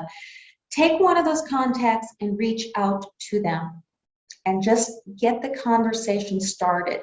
Tell them a little bit about the program. You can use some of the content and verbiage from the application and consent form that we talked about in the group questionnaire. Just pull out what you need from there. There's also a one sheet I can send you. If you send me an email, I'll make sure you get that. But use some of this marketing materials and just get started. And then we'll be checking back with an email from me in 1 week to see how you're doing on that, and then you'll get your next assignment. All right, any questions? Okay then, drum roll please. This is the moment you've all been waiting for today. We have the exam link for you. So here's your bit.ly link. Again, we'll go ahead and put this in the chat for you. You want to take this exam in the next 24 hours. And if you pass it, which requires at least a 75% pass, then on Tuesday of next week, you will receive your certification confirmation and your badge, and you'll be moving forward.